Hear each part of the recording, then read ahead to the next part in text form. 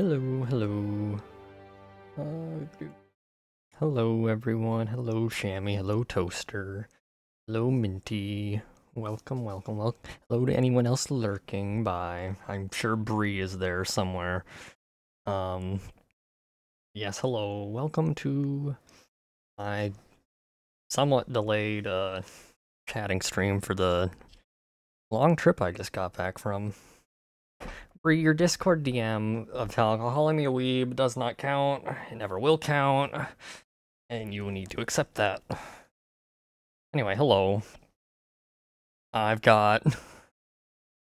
oh yeah, let me know if the music at any point gets too loud. I don't think it will. First time I'm doing this, but I hodgepodged a quick ambient background playlist from my library, and I have it pretty quiet. I think it'll be fine, but shrug. Oh, and also probably isn't coming through on this scene, actually. Here, I'll fix that. There, now it is. So yeah, that's a new thing for me. I figured this probably will go for a while. I have no idea how long, because I have a lot of pictures. But I assume it's going to be a while, so probably best to not just have a silent background. Hopefully Twitch and YouTube don't bonk me for music, I don't know. Shrug. Anyway, welcome. Before I get into it, I do have a quick story, because the world almost wanted me to delay this again, which I wasn't going to let it. I'm very annoyed, but it is what it is. I spent like 3 hours this morning prepping like a PowerPoint, putting pictures in it and whatnot, getting them into a nice order, and so it like flows nicely and whatnot. I had a nice like overview like slide showing me like the days of where I was and whatnot, and a single video file that I tried sticking into it made PowerPoint shit the bed and crash, and I lost 3 hours of work. So we're not doing that now. It's fine. I am annoyed, but it's fine. I think it's gonna work out fine. Yeah, I think the goofy Apple files came back to bite me again.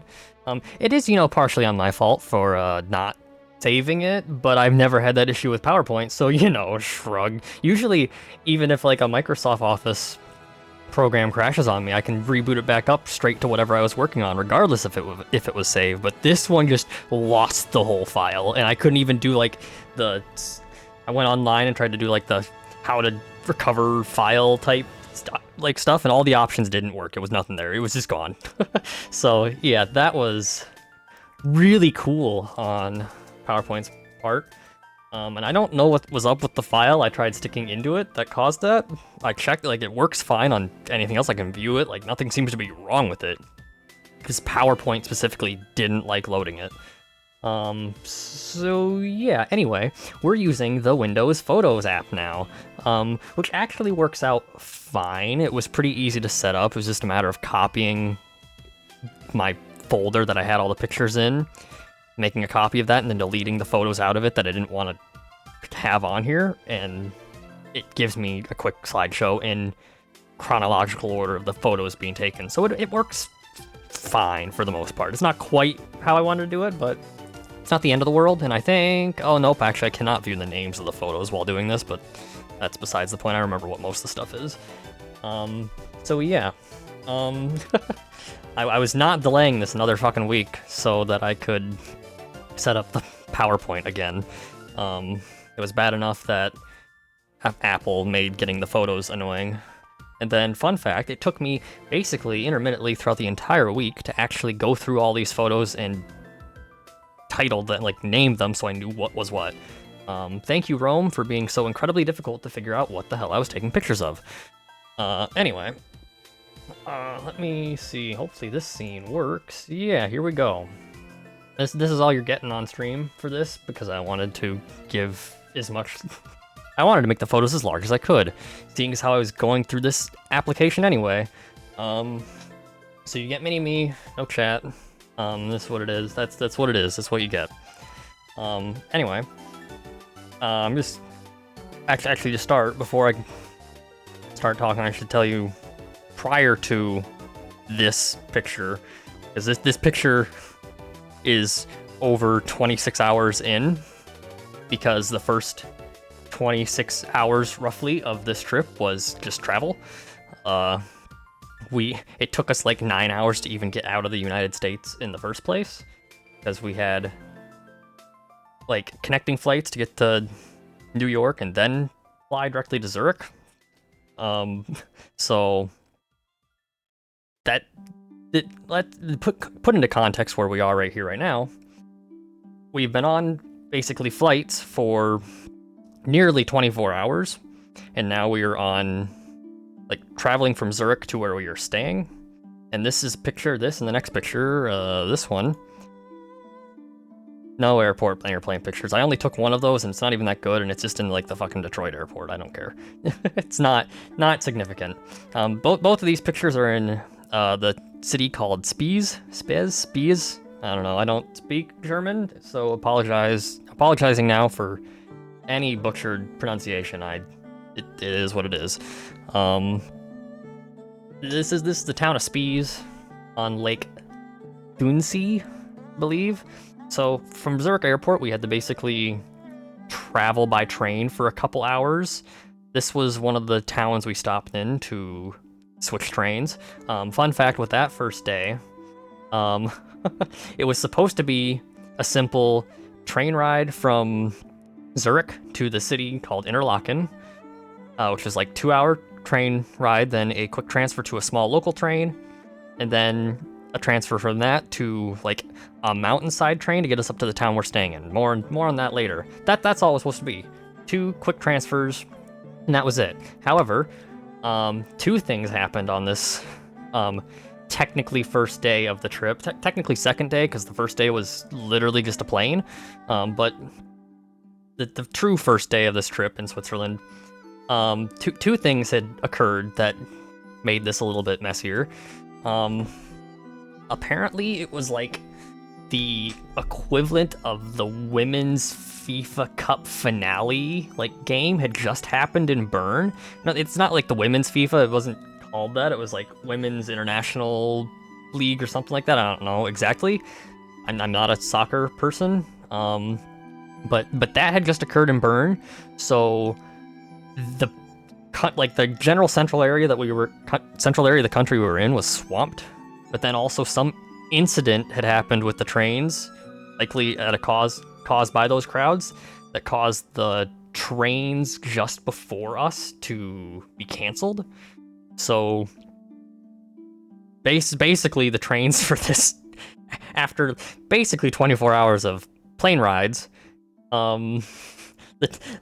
we had to get into absolutely swamped Switzerland trains, and not only European Women's Championship. Thank you, Thomas. I'm sure you will have more corrections for me as we go on, because there's definitely some stuff in here that I got a little rough. Trying to figure out certain things that I took pictures of in Rome were difficult. But yes, thank you. Big soccer cup, and there's actually pictures later of some of the remnants of that in Bern. But yeah, that turned our quote-unquote quick 2-hour train ride from Zurich to Interlaken into like multiple transfers, where we had to transfer in, I think, like Thun and Spiez as well or whatnot, between trains. And all of these trains were just packed, like just standing room packed, and there was like over probably 20 of us at this point, all with like suitcases and stuff. So that was a mess and very hellish. Thankfully, the only real truly hellish travel day, just due to a large quantity of things all aligning perfectly to make it terrible. But to be fair, for being the worst of the travel, not too bad. I think Switzerland's amazing transit system really helps in that regard. But yeah, long ramble aside, we can move on. These are pictures of Spiez. And then I believe the next, here we are. These are the first few pictures I have of Wengen, which was the mountain town that we stayed in. So from the local train we got off onto, we had to get onto like a 15-minute like mountain train that is literally just for going from Lauterbrunnen, which is the city that the local train gets off at the bottom of the mountain, just to get up to Wengen. That's the only real way into Wengen other than like cable cars, I think. There's no like direct road connection from what I could tell. So this is like a real like small mountain town, and it's where we stayed. So these are pictures here of the mountains, and one of the more clearer days that the weather was. Thanks for the water, Toaster. This is the Wengen Church. In fact, this roof you can see right here is, I believe, the building we stayed in. So we were like right next to this church, and this is, for context, for folks that don't know, the main reason we originally took this trip was a wedding for some family friends, and this is the church that they had their wedding in. That's why we stayed here specifically. So yeah, no pictures from the wedding for obvious reasons. I'm keeping this just to pictures of places and stuff. No people that are associated with me are in any of these. I was very careful with that regard. So yeah, what do we have? I believe, yeah, this is of the wedding day. We woke up in the morning, and several of us went up the mountain further to a restaurant to eat breakfast, and I believe these are pictures along the way here. Oh yeah, here. This is the stop we were at for the restaurant, and this sign here is supposed to be like showing you, oh, here's the mountain side that you're looking at and all the trails and whatnot on it, except the weather was so cloudy for basically the entire week we're in Switzerland. This is the view you get when you're up anywhere, so it's just kind of funny that this little picture here on the sign is what is supposed to be behind it, but you get clouds instead. In fact, I believe, oh, never mind, we'll get back to that. Here's in the same place, cow is just grazing on the side of the mountain, and I believe this is going to be, yeah, the video plays, and you can hear how loud the cowbells are, because we're not anywhere near them, and there's just so many bells going off, it's wild. Oh, but now it's playing automatically. But yeah, cows, and they're most of the places we went along the side of the mountains had just cows grazing all over. This was the main case where I took pictures, but like you can hear their cowbells like from a very long distance away. They're very loud, surprisingly. More views. I believe this is going into Grindelwald because we came back down the mountain and then had lunch in Grindelwald, which is another town kind of on the other side of the mountain. So these are pictures of that town. And then I believe this is the Grindelwald Church, the church in that town. Oh yeah, here's the Ricola party gondola, as I'm calling it, which we almost got onto, except it didn't have enough seats for how many of us were with us. But it's one of the like cable car gondolas but has karaoke in it and it's blacked out. It was really funny. It was amazing, and I took a picture of it.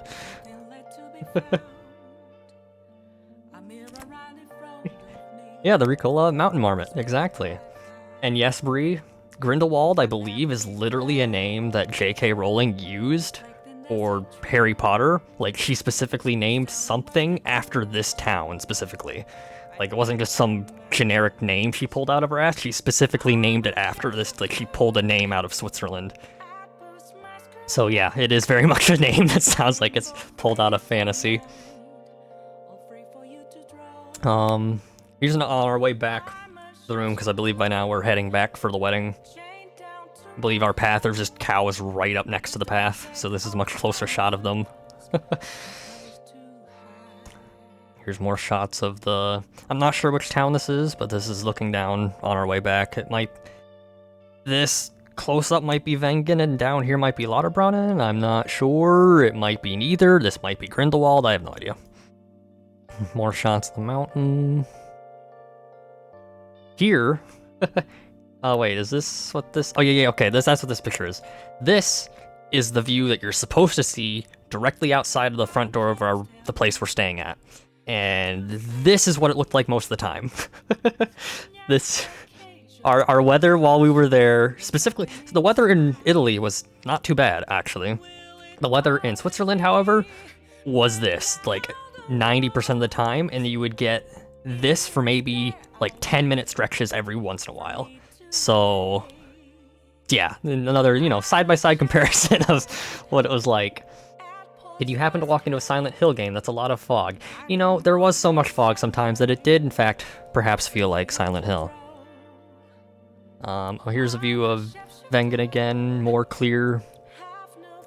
Okay, jump cut. Wedding happened. We're on the next day now. This day I spent in Bern, which is the capital, the quote-unquote capital of Switzerland. So, fun fact, Switzerland doesn't technically have a capital, but that ramble aside. Main city of Switzerland, not the largest. I believe both Zurich and Geneva are larger, but still large city. This is the Bern Historical Museum / Einstein Museum, because Einstein lived in Bern. So I got a bunch of pictures in here. These are some Bavarian helmets.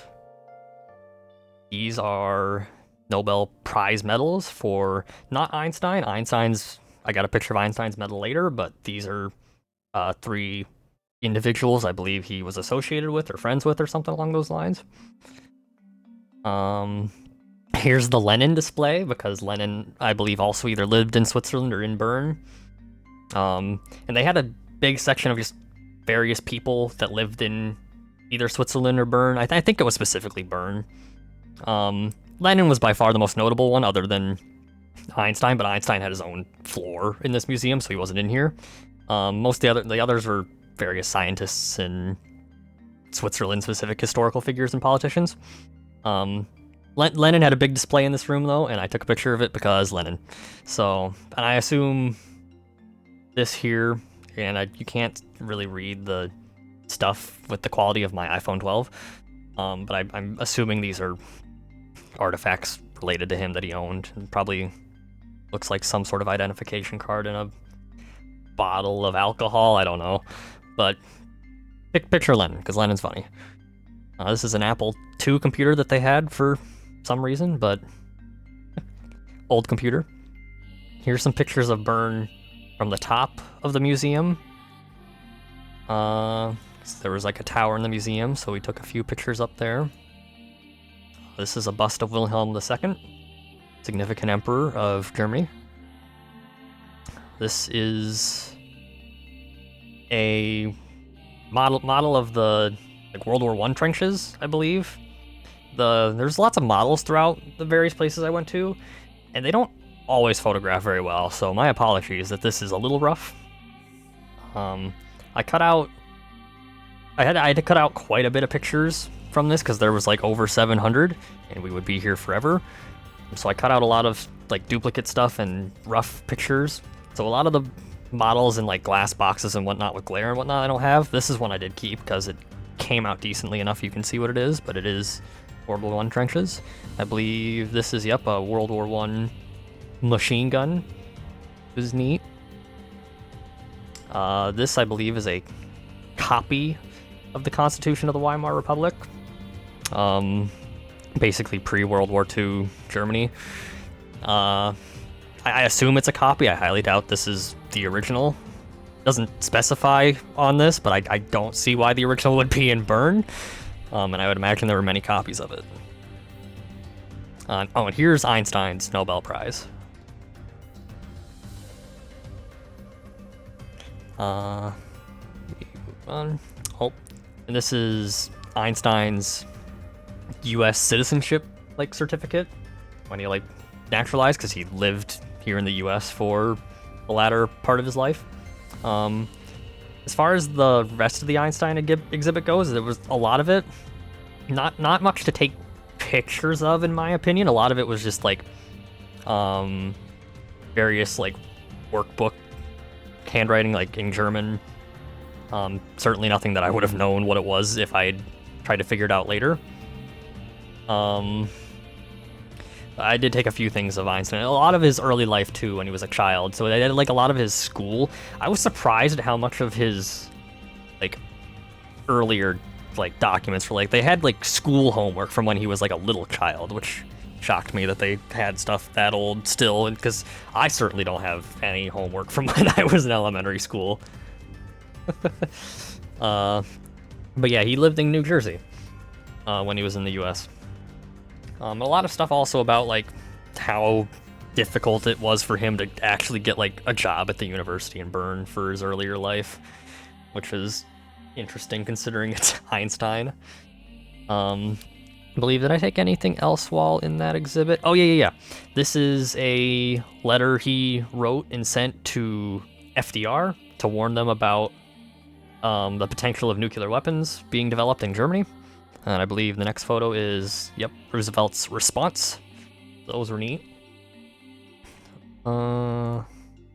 This is a little model, like, prehistoric dwelling that they had of, like, basically prehistorical town that would have existed in this Swiss area.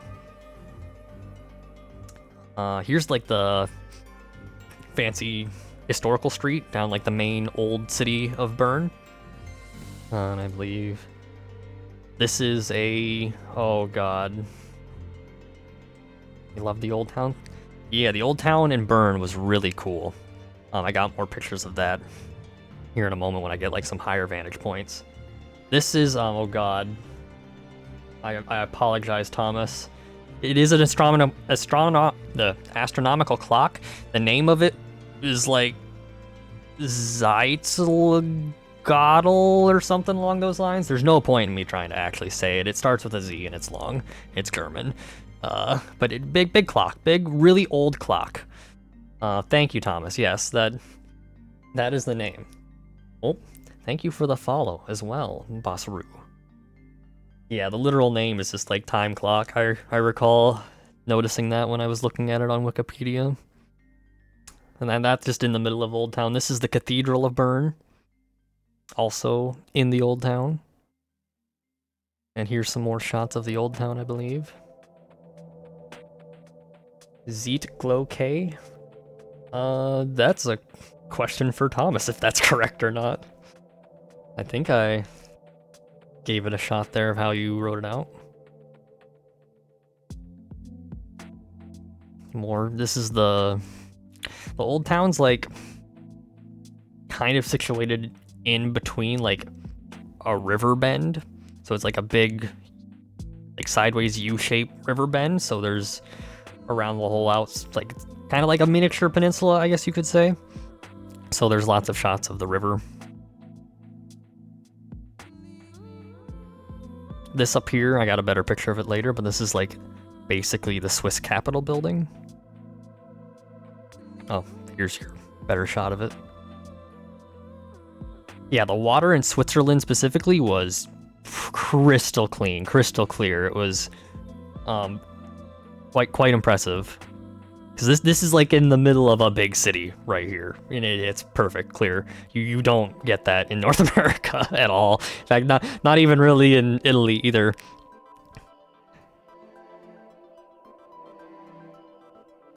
Here's the front of the Capitol building, and because of the soccer game that had just happened, there's this big like festival out in front of it, so I thought it was quite funny. There's just a just a Ferris wheel set up in front of the Capitol building of Switzerland, and the building right behind it here is the National Bank. So yeah, this is the best like upfront picture of this building I could get, but there is a Ferris wheel, so like, you know, it's funny. I wanted to tour this building, but it was one of the small handful of things I tried to do that I was outright too late to book, I believe. Part of this trip not being planned by me specifically resulted in a lot of things not being able to be booked in advance like I personally would have.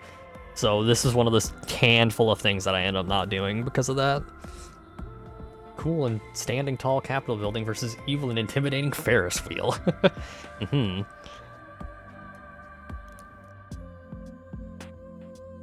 Here's another street through the Old Town. More Old Town. This, I believe, is another significant church that was nearby. I believe here's some of the town across the river. Oh, this right here, left side of here is like a bear enclosure, and I got pictures next. Yeah, it's called like Bern Park, and there were bears just kind of here in town, which was neat. I believe I got, yeah, one much closer swimming. Here's the bridge we crossed to get to this. I believe we're kind of sitting down in this enclosure. Oh, you want to? Yeah, here, more bear. I mean, this isn't really zoomed in either. He's like just sitting there next to me, which I just find it fascinating that it this is technically like, it was technically like an extension of the zoo, if I understood correctly. But it's just like, oh, in the middle of the city, free to access. Bear parks were surprisingly common in the major Central European cities. Prague also has one. Bern is named after the bear. Yeah, I was gonna say, Bern's like feature animal, or central animal, is a bear. Which I had assumed was why they picked that, but I didn't know that they were like commonplace things in Central European cities. Neat. Oh, here, more story time before I hit play on this. And also, while I remember, I'm just gonna lower the volume on this one. This is the next day. We had went down the mountain to the city at the foot of the mountain called Lauterbrunnen, which hopefully I'm saying right. A bit further back from that town, a little outside of it, is a set of waterfalls called... I should have this folder up so I can see the names of things in it. What was the name of these falls? Rummelbach Falls, I think. Something along those lines, which is basically like, think of like a vertical cave system that has been carved out by the water. They weren't called caves because it's mostly just waterfalls, just barely within the mountain. But it was really cool. My videos probably don't do them justice because they're crappy iPhone 12 videos, and for whatever reason, the videos in particular, when transferred to my computer, quality didn't carry over very well, so these are a little bit blurry. It doesn't help that this is in a very dark location, and without perfect lighting, the phone definitely takes really crappy quality. But I got basically videos of, this is like a series of 10 waterfalls inside the mountain, so I just took them in order from like top to bottom. You had to like climb up to the top, and then, well, you get a lift up to the top. Oh, it's gonna play them automatically. That's nice. This is the second falls. You take a lift up to the top, or halfway up the top, then climb up, and then climb back down is what we did. There's just a lot of waterfalls underground, essentially.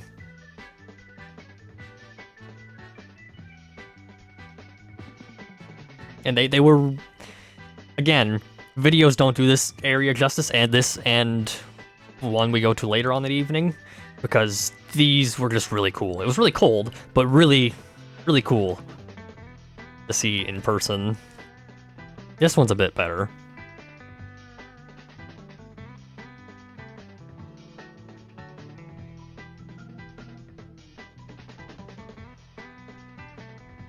And each of these are different waterfalls too, and a couple of those look maybe similar-ish videos, but they are different parts of the whole thing.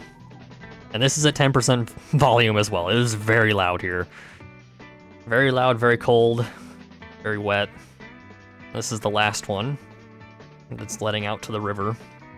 And then on our way back, this is another waterfall that is much closer to Lauterbrunnen. Oh, don't autoplay. Too loud, too cold. Yeah.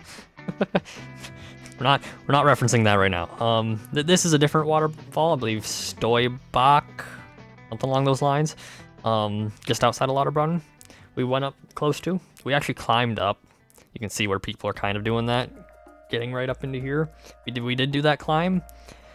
There really wasn't worth taking a picture from it because it's really not a view. I mean, it's cool, you see like a waterfall up close, but like for picture's sake, not a picture. So no pictures of that, but we did do that. Then we went over to Thun, which is the city, either the lake that we're near is named after, or vice versa. The lake was named after the city. I don't know. Shrug. I'm gonna assume that the lake was named first. But this is the river in the city. Is actually the exact same river as the one over in Bern. And then the main reason we went to Thun was to this castle, Thun Castle. And here is the main structure, the keep, I guess you would call it. A courtyard just outside of it. This is a hall. This was the thing I didn't know they did, but like they just have like the coats of arms of, I presume, like either the owners or the people who lived in it throughout history, something along those lines. Several of the castles we went to had a similar thing, where it's just a long series of coats of arms of the people from the castle, which was neat. Here's a view of Thun from like the top of the castle. I think I have a couple of these, yeah. This is an executioner's sword, because Thun Castle was used at a certain point as a prison, which seemed to be a trend with the castles, at least the ones that we went to, that they were used as a prison at some point in history. So this is an executioner's sword, and on the left and right are the runes. You cannot tell from the picture. There's no way I was getting it in the picture at any reasonable one, but there are like runes carved or engraved in the sword. This is the front side and this is the back side of the sword, so I thought that was neat. And then the next place we went to after that, we traveled to this place called St. Beatus Caves. This is the entranceway. We had to walk zigzag all the way up here to this building here to enter them. It is a pretty neat scene here with the waterfalls. And this is the other place that we did this day that the quality of the video or the photos does not do well because it's very dark. But this was also just a really cool thing to go through. I think the waterfalls we went to were vertical cave from mountaintop to bottom. This is the opposite. It is just a horizontal cave way back deep into the mountain, also carved by water features that are still very present, which was a really cool part of this, because I've been to caves before here in North America. Not that they weren't also cool in their own, like Mammoth Cave is really fucking cool.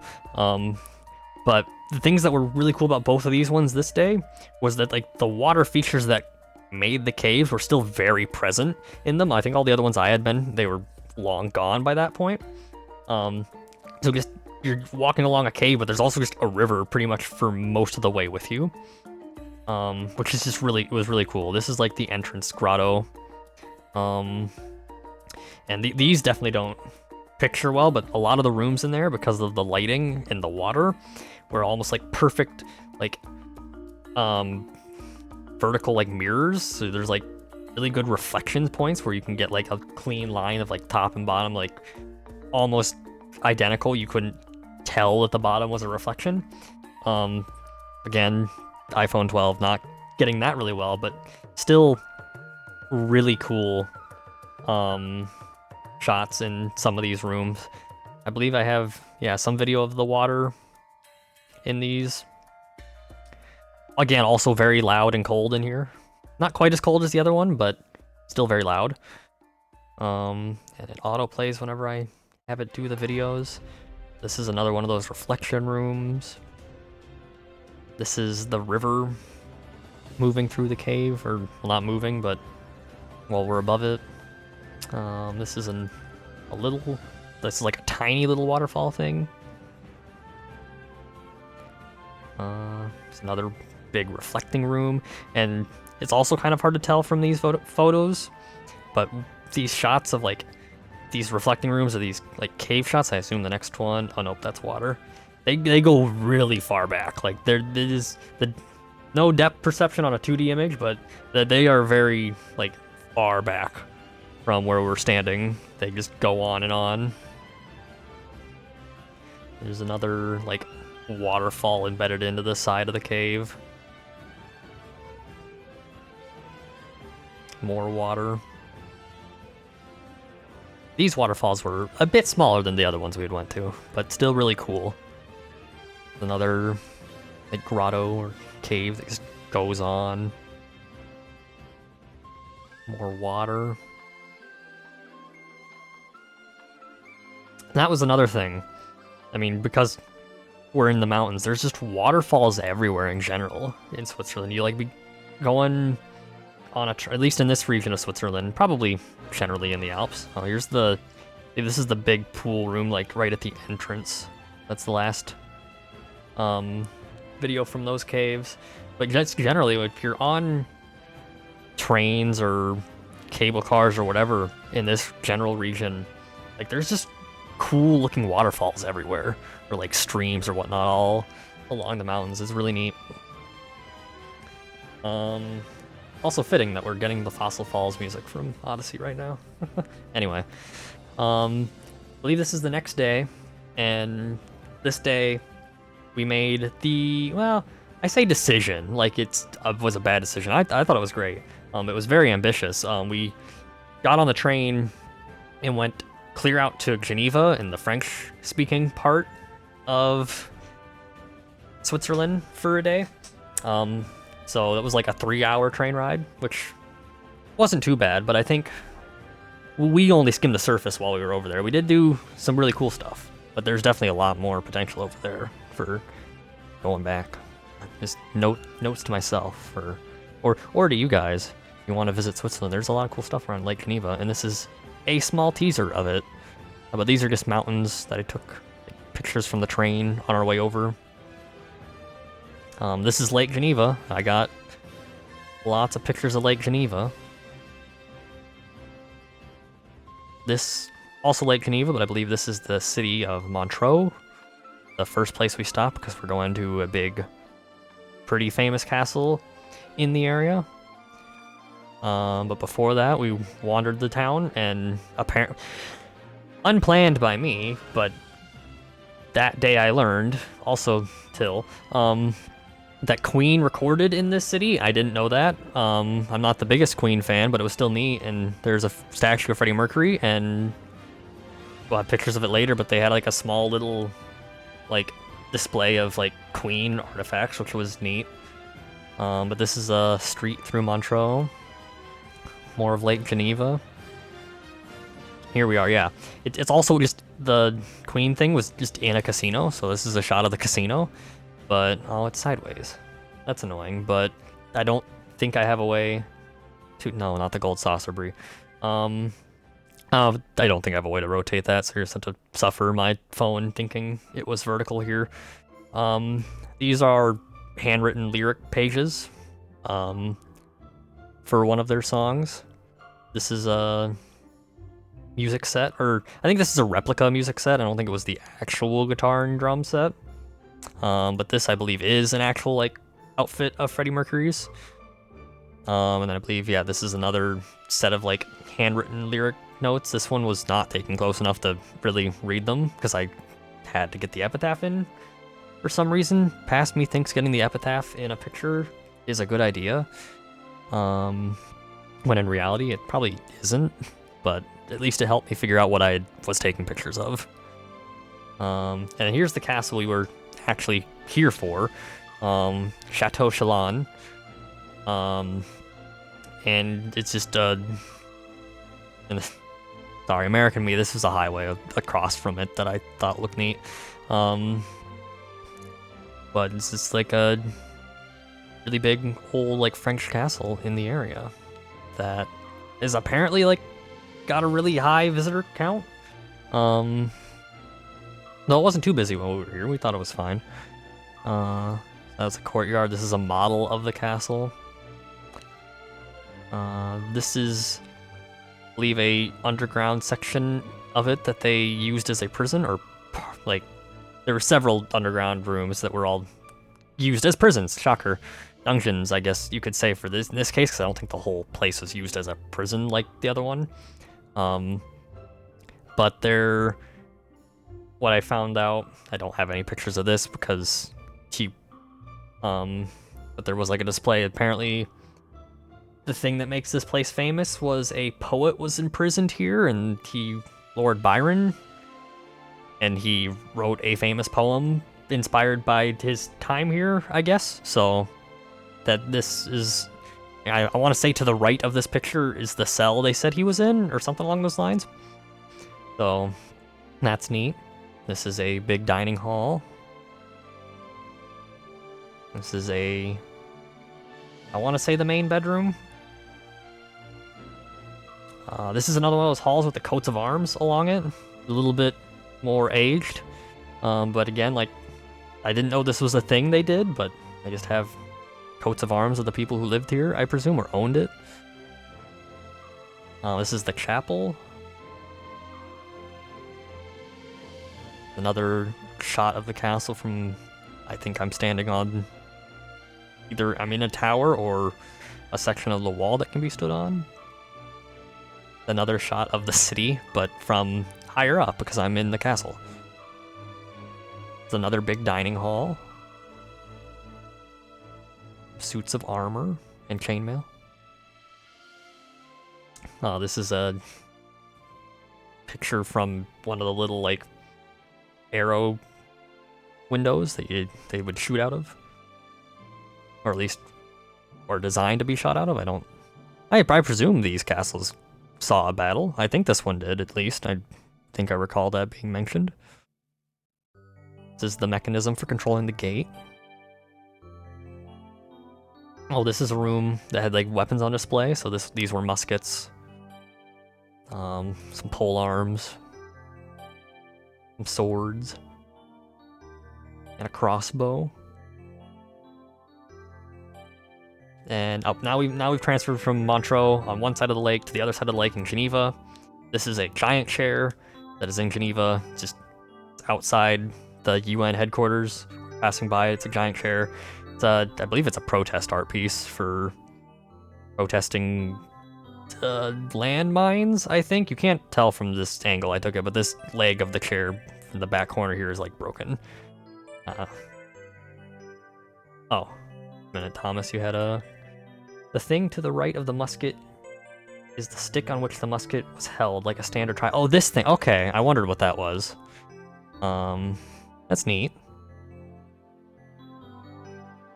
Back out to here. So yeah, this is just out in front of the UN headquarters in Geneva. Here's their sign and the row of flags outside their headquarters.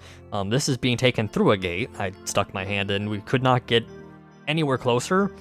I'm not too sure if that's normal or if, like, there were renovations going on, because from what I understood, you could get tours but couldn't because there were renovations. So, like, going inside was not something I did despite wanting to. And I wasn't sure if it was just closed off because of that or if you just normally cannot really get that close to the buildings. This was the best shot I could get of the UN headquarters. This is the World Meteorological Organization's headquarters. Plug your ears if climate change scares you, but that's a big organization in tracking that stuff. This is a little monument outside of, I believe, what the next picture is, which is the World Trade Organization headquarters. This is the giant fountain on Lake Geneva that is the city of Geneva is pretty well known for. It's maybe not super clear because this is kind of zoomed in, but these are people right here, so this thing is shooting very high into the sky. And I imagine these people are getting very wet. We did not go that close to it because I was satisfied with seeing it from a distance on the coast. Because it looks, I think, better from here.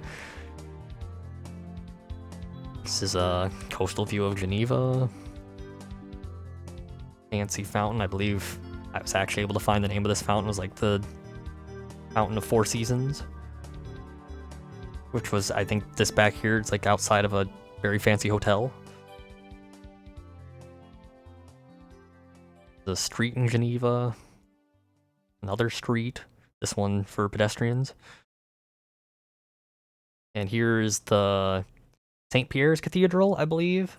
It's a big, originally Catholic, became Protestant cathedral in the middle of Geneva. And this was the first one I actually go inside. This is a little statue outside of it. Here's the actual like front of it.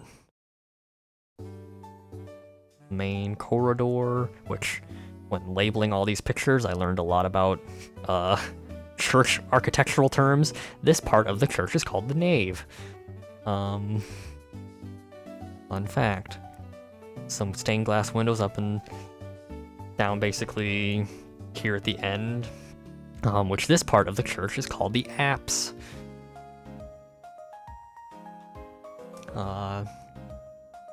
This is a large monument to the right. This is the first instance of a picture that I didn't know the name of this, so I don't know who this is a monument to. This is a big church for the Reformation, so I assume it's a significant figure in the Reformation. It might be Calvin. Calvin was my thought, but looking at this statue and pictures of John Calvin, he doesn't really look like John Calvin's. Or is this John Calvin? I think his first name was John. So I'm not sure if it's supposed to be Calvin. Plus there's a crown here, so I'm not sure if this isn't a noble or a king of some sort that maybe predates this being a Protestant church. I'm not certain. You're gonna find that a lot of the pictures of things I took in churches, I'm not as clear on what they were because there's not great documentation online of some of this stuff. Like in St. Peter's Basilica, I can tell you what most of that stuff is. That was documented well. Some of the other major churches, easy, but like a lot of the smaller churches, like quote unquote smaller churches that I went to, like this one, yeah, I couldn't tell you what this is a monument to because I don't have a clear picture of like any inscription in this photo, let alone would it have been readable or legible anyway. But yeah, neat statue. That's the important part. Well, maybe not the important part, but for my purposes, it was a cool statue. This is the organ that's above like the entrance here. Yeah, I put in 2 pictures of it for some reason. There's another stained glass window. This was like a side chapel that was like attached to it. So this is a semi-separate building, not quite separate building, but big separate chamber. That's its ceiling. This is the pulpit, and I believe another organ right here. Here's a street that I believe is along the side of that cathedral, or near that cathedral. Another street in Geneva. Here's I believe this is technically the back of that cathedral again, because the like more museum pillar column entrance is the actual fronts, or at least the main entrances. I don't know if they make a distinction between the front and the back of them, but I'm assuming the main entrance is the front, so. Now, okay, next day. After that was the last picture I took that day, but we had like another 3 hours to get back to where we were staying in Geneva. That was some light skimming of the French part of Switzerland. I would definitely, I think, totally worth staying like a week, like over there just alone in that general area. There's a lot of cool stuff. Tomb was of Henry II of Rohan, a French Huguenot Protestant. Okay. Oh, so it was a tomb too. Okay, that's cool. And thank you for that information. I will be writing that down on that picture later, so I know what it is in the future. Because I went through, like I said, I spent like a week trying to label all these pictures, and some stuff was just impossible for me to figure out online what they were of, which may be in part because I'm using English internet. But yeah, thank you, Thomas. Much appreciated. Anyway, this is the next day. This day was planned by the groom for the wedding that we were staying with. He had booked us for a fortress that we'll get to out in the mountain, and as well as we're going to Bellinzona. But on the way, he just kind of, because he rented a car to get us out there, he just kind of drove through the airbase that was right here. And this is a picture of the like display fighter jet that they had in that airbase. So there you go. Oh, and here we are. I'll have pictures of like the mountain area that we're in here in a minute when I'm up higher, but this fortress was called Fortress of St. Gotthard, and this is like, it's positioned in like a mountain pass called St. Gotthard's Pass, I believe. But this is like World War II era military base, and it is massive. This This tunnel specifically right here, I'm taking this picture backwards, like we just walked through this, and this is maybe half the length of this section of the tunnel. But this whole base is just tunnels for the most part, and they are long, and we're just in the mountain. This does not, I have another couple pictures of the tunnels, but there's no real good way. I cannot overstate how long the tunnel network in here was that we walked through. This is maybe half of this section, and this is a shorter section.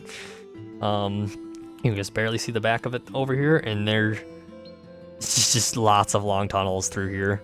But once you're way back into it, and the proper like lived-in part, you get actual like built-in rooms in the mountain. And over here, this is the map room.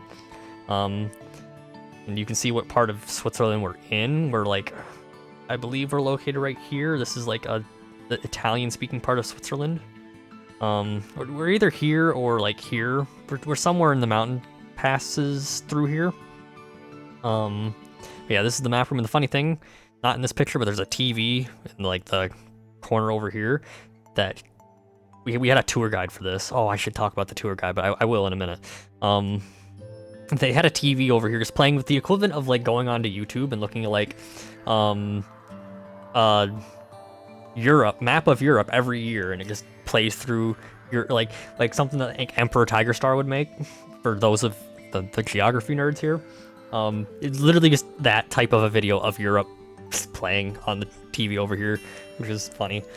So yeah, but I should talk about the tour guide we had for this fortress. He was really fun. He was really cool. I liked him. He mainly spoke Italian, but he was doing English for us. And he did fine.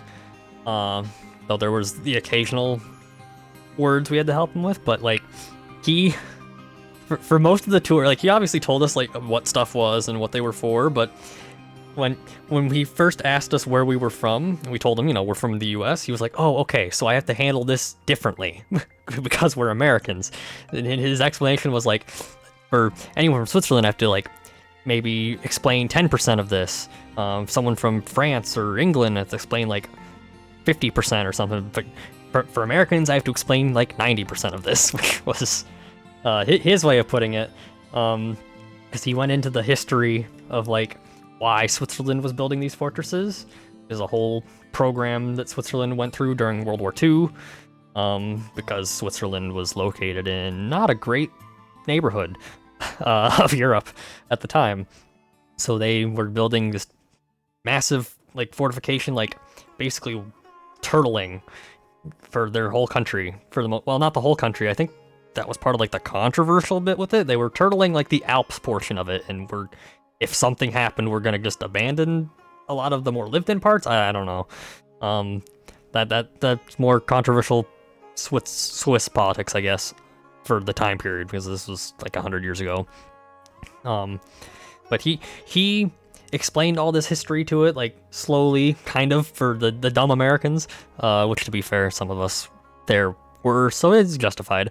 But he also made it very clear his political stances, and spoke a lot of philosophy, which was fun. I enjoyed it. I thought it was funny, or not funny.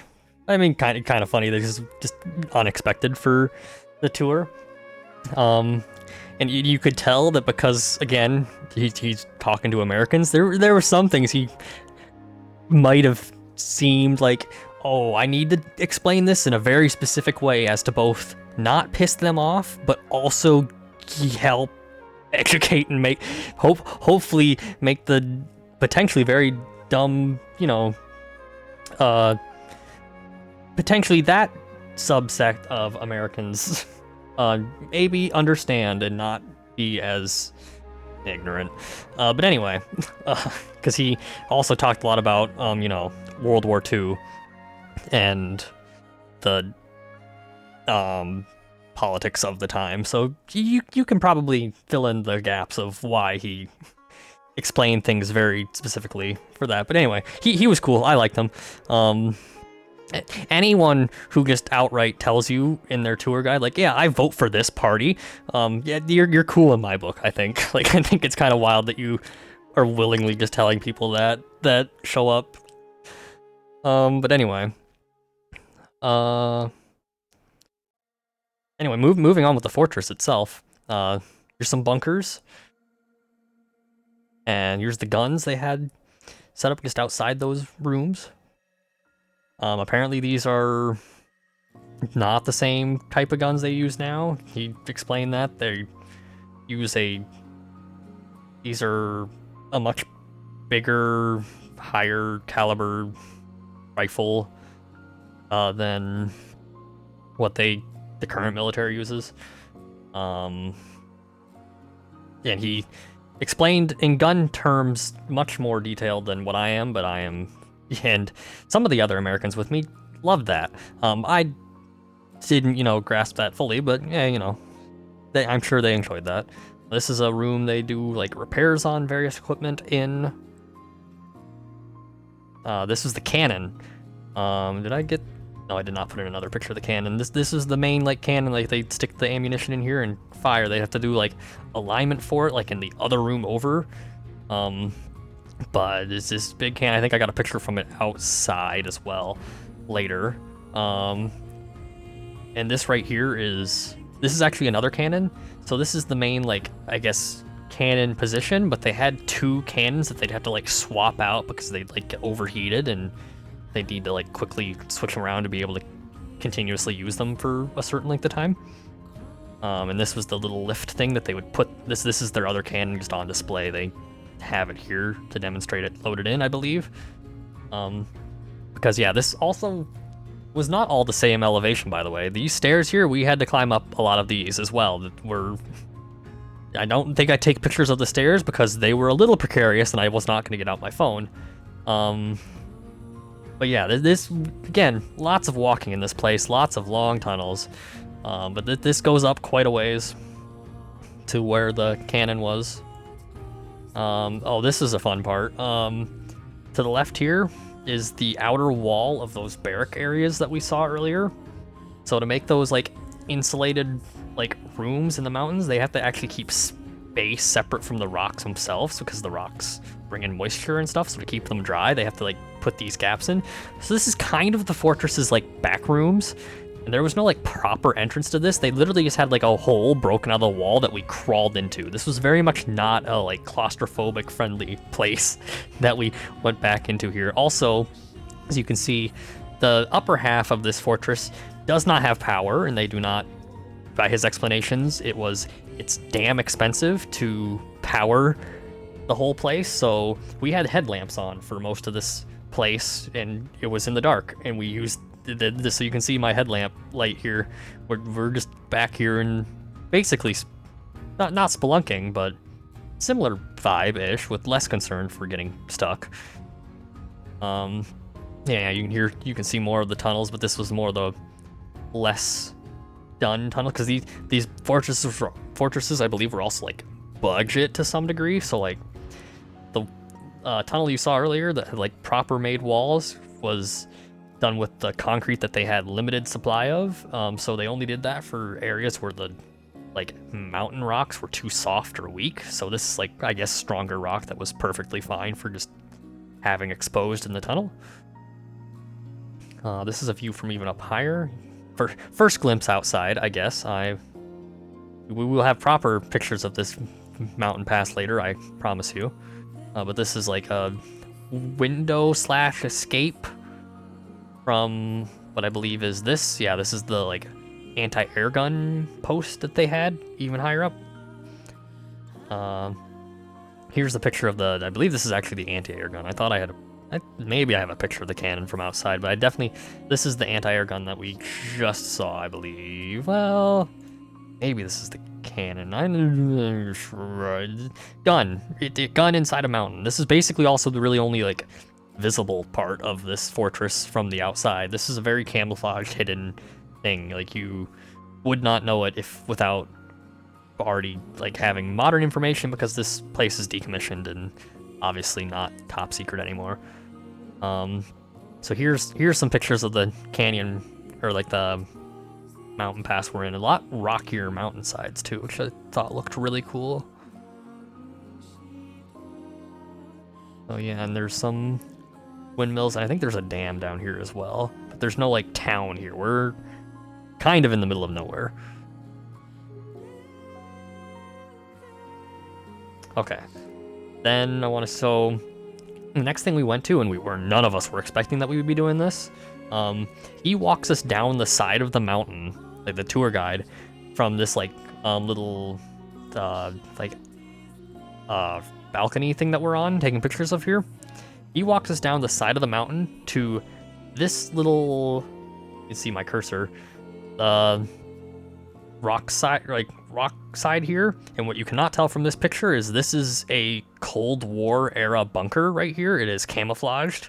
And this picture from right here, you can see this is the back side of that camouflage. So this is like a false rock face right here. And we were not expecting to get to go see a Cold War bunker while we were here. Apparently this was not known and technically not officially part of this like fortress and tour guide, but I think he said it was him, like our tour guide found it, or one of the tour guides just found it and it's unused, so we get to go through it. They had the keys, they were able to get into it. So this is a separate little bunker near here that was used in the Cold War that just presumably had soldiers hunkered down in it 24/7. This is a gun post inside of it. This is a little machine he showed us that they used to reload the guns. This is another gun post, except it would take like an actual individual gun and like point it out. This is the lower floor where they slept. Again, none of this is lit either. We had to use our headlamps in here. This is another view of the inside of the bunker. This is another gun post back here. And this is the entrance we went through to get in there. Like, it was a small little bunker, but it was cool. And this is on top of it, I believe. He had us climb up around to the top, so this is another view of the mountain pass. This is what we drove through to get here. This is the only real true signs of civilization out here, which I assume this is the building for, like, I presume maintenance buildings for the dam and windmill. Maybe there's a hotel there. I'm not sure. There's no one living out here, though. And then this is the last picture of here, I believe. It's a very bad picture because there was no good way to take a picture of it, but it was my best way to maybe give a scope to this place. This is a model of the fortress that we walked through. So all these like little pipes, these little side rooms, this is their attempt at modeling this whole like fortress inside. Here's like a bunch of the main rooms. This is where like the lobby is, where there's like a gift shop and whatnot. So we had to walk way through back here. I want to say that very first picture I took way back here of this tunnel right here, where I said this is maybe half of its length. I stopped in the middle and looked back. I want to say that is, come on. Okay, there we go. I want to say that's this section of it right here. So there's a lot of tunnels here, and this is where this picture gets bad. You cannot tell. This is the upper section of it where most of the tour took place. So there was a lot of tunnel walking, and you cannot see the whole of this model. There's no way to take a full picture of this model in one picture, really. So say this part right here where it suddenly starts going up, that's probably about half of its length. And again, this is my best way of showing just how freaking long this tunnel system in here was.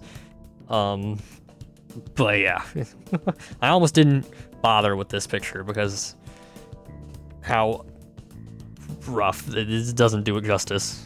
It was a neat model looking at it in person though, because it's just hanging off the ceiling. But yeah, I believe the last picture of this place, this is the power generators they had. Anyway, next thing we do this same day, as we continued further south into the Italian-speaking city of Bellinzona, still in Switzerland, where there's 3 really famous castles. Or 3 really well-preserved castles, I should say. So I got several shots of these castles. This is a wall. This is a picture from a window of it. I don't know why this is the next one, but here's a shot. We're standing currently on one of the castles. These are 2 of the other ones. These are the 2 other ones. This is, I believe, Montebello, and this is, I don't remember the name of that one. Sasso something. Because we only went to the one we're standing on in this one. We didn't actually go up to this one, which disappointed me, but everyone else we were with was tired, so whatever. But yeah, the one I'm standing on is called Castle Grand, aka just large castle. I'm pretty sure the literal meaning of this one was small castle. But yeah, this is more shots of Castle Grand. Is these other 2 castles, another angle of these 2 castles. I get a lot of pictures of them because they are by far the most neat thing to take a picture of from up high here on this one. This is the town or city of Bellinzona from up high. We're in like a tower right now. Here's more pictures of the actual castle we're in. This is like an entryway to the inside of the walls. And here's a vineyard they had like going right next to them. Also, the entire like upper section of like the walkway along the walls is like grass and like mowed lawn, which is wild to me. Here's an actual picture of Castle Grand that we've been on because we walked down the walls. So this is like further down its walls. You can see the actual main part of it along here, and you can still see the other like smallest one up here in the background. Here's the inside of the wall itself. The staircase along the back. Here's just a random street I took a picture of in Bellinzona. Here's a view of the same Castle Grand but from below, because it's like up on an elevated plateau in the middle of the town, which is neat.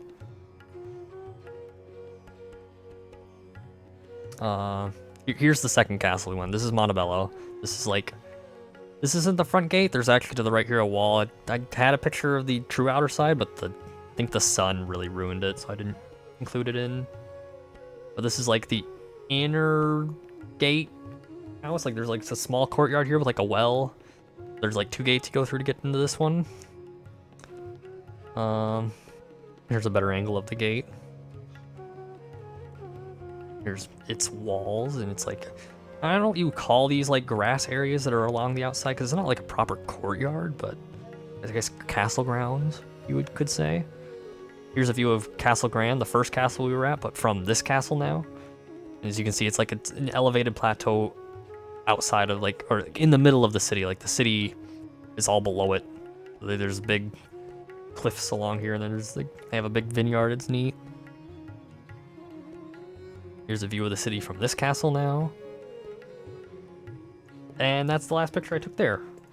Like I said, we didn't go to the third castle. I was somewhat disappointed in that, but majority rules. There was like 7 of us that day, and only 2 of us actually wanted to continue, so rip. And you say sheep, Shami, but I believe these are cows again. This is just from up higher. This is the next day now. We're back in the area we're staying at. Yeah, it's hard to tell. I actually did initially think I took pictures of sheep here too when I was labeling them, but no, these are cows again. But I think we're up in a gondola, like a cable car gondola. I forget what, oh yeah, this is the day we just kind of wandered the general like Alps area we were in, I believe. This is a picture I forgot I included, but this is the map of the like UNESCO region that we're in. We're like, oh yeah, we're right here. So we're in like this northern section from where we were staying. In theory, on a good weather day, you could see like this northern part of the mountains. We never truly do because of the weather, but hey, you know, but it's basically, it's protected and special or significant because there's like ice glaciers here. You can see kind of a picture of this. This is the best picture of those glaciers I have because I didn't get to see them because the clouds never cleared up. Love that. But that's the main thing people come here for. Here's a cow just up close. Oh yeah, this is the video. This is just of the cow eating right here on the path. Because there were some of them just along our paths here. He chew. More pictures, like I said, just in this general area, there's just waterfalls, like streams and waterfalls along the mountainside that look really cool. These are a little bit glary because again, I think we're in a cable car, but really, really pretty scenery, pretty much wherever you look out here when you can see it. And that was that day. I didn't take many pictures again. We were wandering up in the mountains. Our intention that day was finally to have a good weather. Like, it was the only day where the weather looked like in prediction mode that it was going to be good. It wasn't. So we tried going up higher, but then there wasn't. That day we didn't get much done because our plans never truly came to fruition for that because of weather.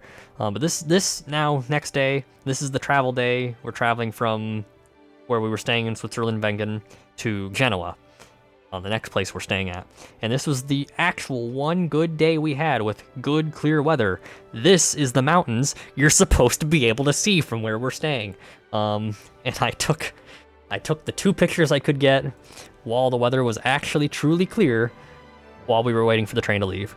So that annoyed me. It was one thing that the weather was bad or rough like the whole time that we were there. It's another thing that it's rough the whole time we were there, but then it's good on the day that we can't do anything because we're leaving. But hey, you know, it is what it is. I still had a great time. Switzerland was really impressive overall. I feel like other than getting to go up and see those glaciers, I feel like I did most of what I would have wanted to do in that general region of Switzerland along with Bern. Though I definitely would visit again for like the French side, like the French-speaking side. And we never even remotely went anywhere in the eastern half of the country. So yeah, Switzerland was cool. That's all for Switzerland. We move on now to Italy, which we have first after this travel day, which I have a story for that. After this first travel day, we have 2 days in Genoa. Well, we stay outside of Genoa, but I spend my entirety of the time there in Genoa. So for practical purposes, we're 2 days in Genoa. This is travel from Switzerland to there. These are just mountain pictures I took from the train and the lake. Oh yeah, we passed by this really like big lake area in northern Italy. I'm not fully certain. There's a few big lakes in this area, so I don't know which one this is. I assume it's the westernmost one, but I could be wrong. It might be a different lake because there's like, it's kind of like Finger Lakes in New York, if you're familiar with that. Or they're like long string like lakes. There's like a few of them up in this area. This is basically north of Milan. So yeah. And then we reach Milano Central, which is the main station where we're supposed to transfer to our train to where we're staying at outside of Genoa. Except it was canceled, so we had to sit here for like 2 hours in the Milan train station, which kind of sucked. But I got some neat pictures of the train station itself. I only put one in this presentation because it was the best one, but it was a really neat big building that we sat in. Which was fine. We weren't really planning on doing anything this day other than travel, but, you know. This is, we finally got to where we're staying at outside of Genoa. The name of this town is Rapallo. So this is a view of the Mediterranean from Rapallo. Oh, thank you for the water and stretch toaster.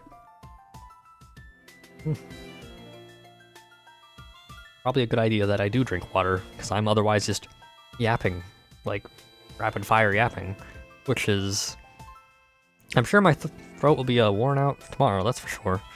Oh, I'm not being too loud, so that helps. Anyway, oh, why do I... Well, that's a wonky-ass order. All these were chronological, but whatever. This is... I did include another picture from Milan Central. Congrats! Here it is. I don't know why that's showing up after the Rapallo picture, but whatever. Rapallo is the town we stayed at. I wasn't a big fan of his choice of the Airbnb there because it was very inconvenient, but that's besides the point. Pictures of Genoa. That one picture is the only one I took in that place. Now we're in Genoa. This is the next day. rested. And just outside the main station, there's this giant monument to the bastard Christopher Columbus, because this is where he was born. It's not where he traversed the Atlantic from, because he did that from, I believe, Spain, like southern Spain, but he was Italian and lived in Genoa, so monument to him here. These are some of the historic, like, famous streets in Genoa, I believe. Hope this is the big main train station I just came out of. So yeah.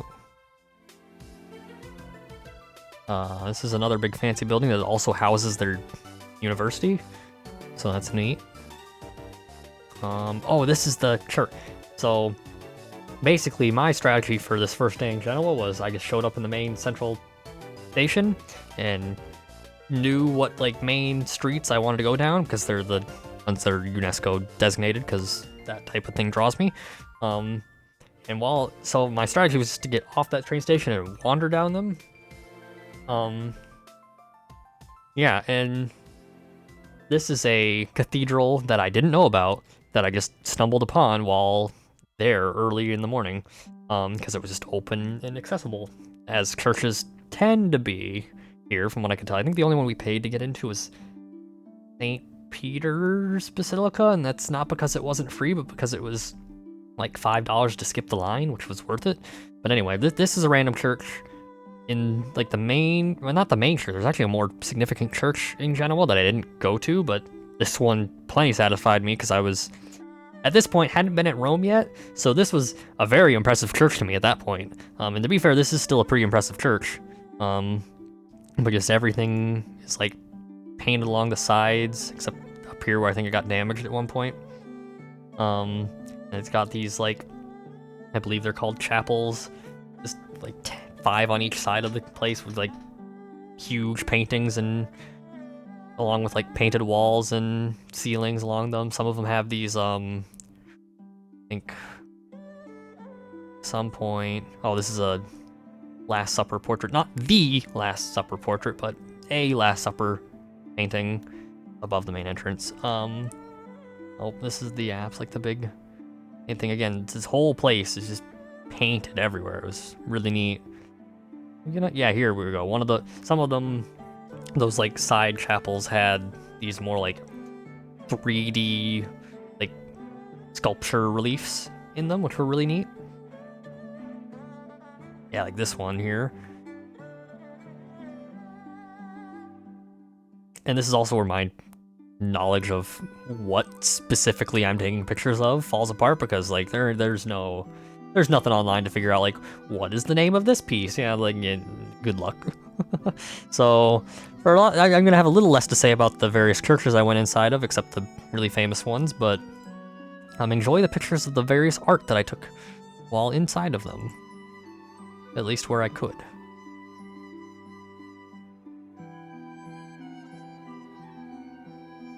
This isn't the main dome. This is actually a small side dome, I believe.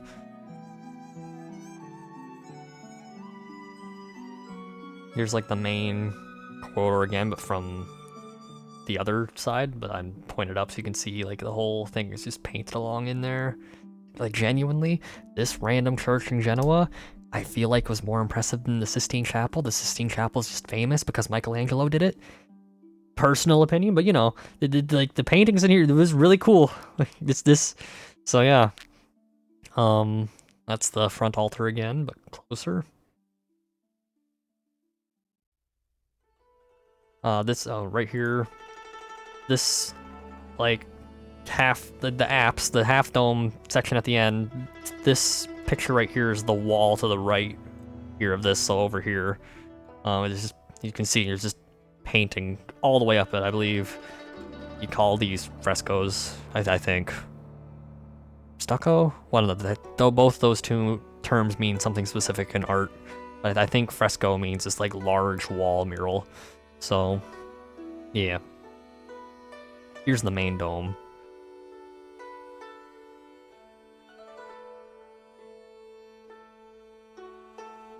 This is the other side's, like, minor, like, small dome.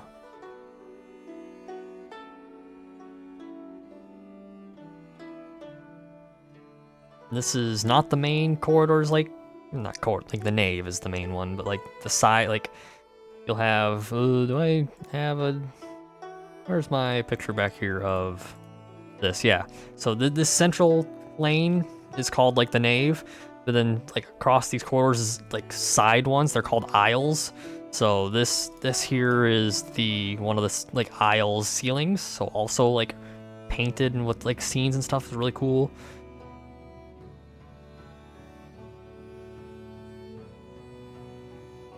And this is the front of the building, because I walked out, I was like, that was really cool, I should take a picture of it from the outside. And yeah, as you can see, the fronts of these church, like the main entrances are like, in North America, we look at that and think that's a museum, or like a really fancy like Greek Roman style museum. Like you see that in DC, and that is it. There's more historic main streets in Genoa.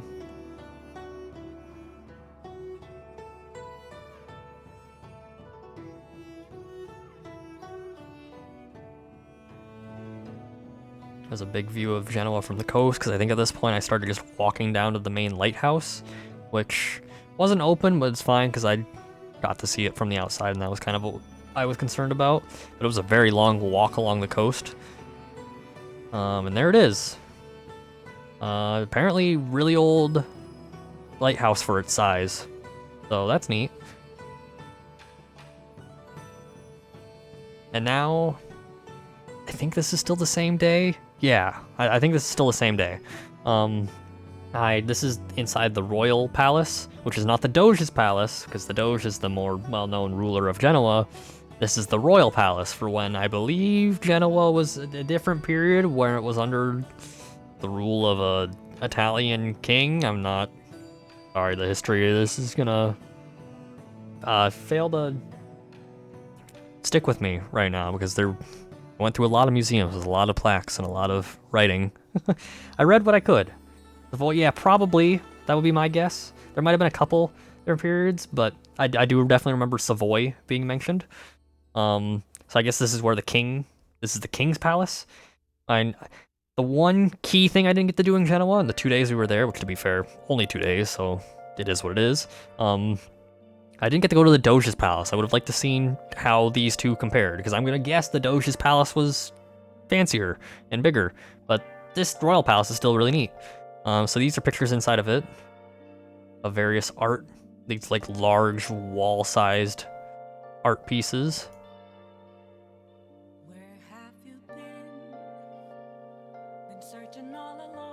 Here's the throne, and I presume the actual crown or a replica. I'm not sure if they would just keep it out like that, but it's a crown they sat on the throne. I definitely remember there was no like inscription or like marker for what it was. It just said throne room.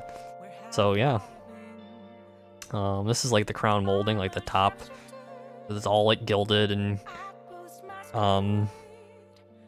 carved isn't the right word. Maybe I guess you carve it and then like line it with the gold. I don't know. I'm not an art person, but pretty crown molding. That's what matters. That is a painting of one of the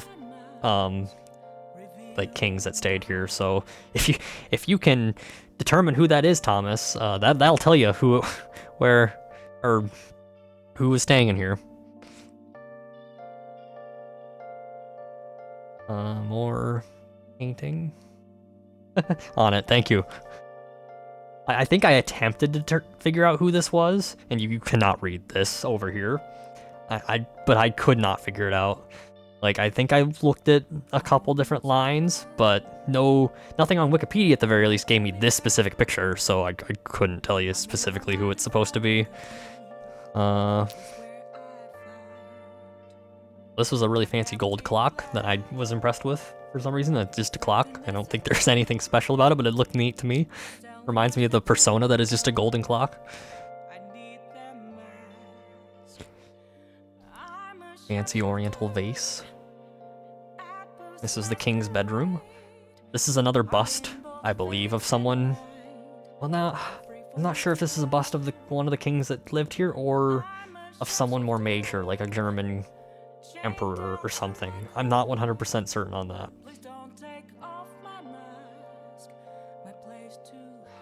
I believe this was the queen's bedroom, something like that. I forget. There was two sides. There's one side for the king, so the king's bedroom, king's bathroom, etc. And then the other side is the queen's bedroom, queen's bathroom. They did not stay in the same room.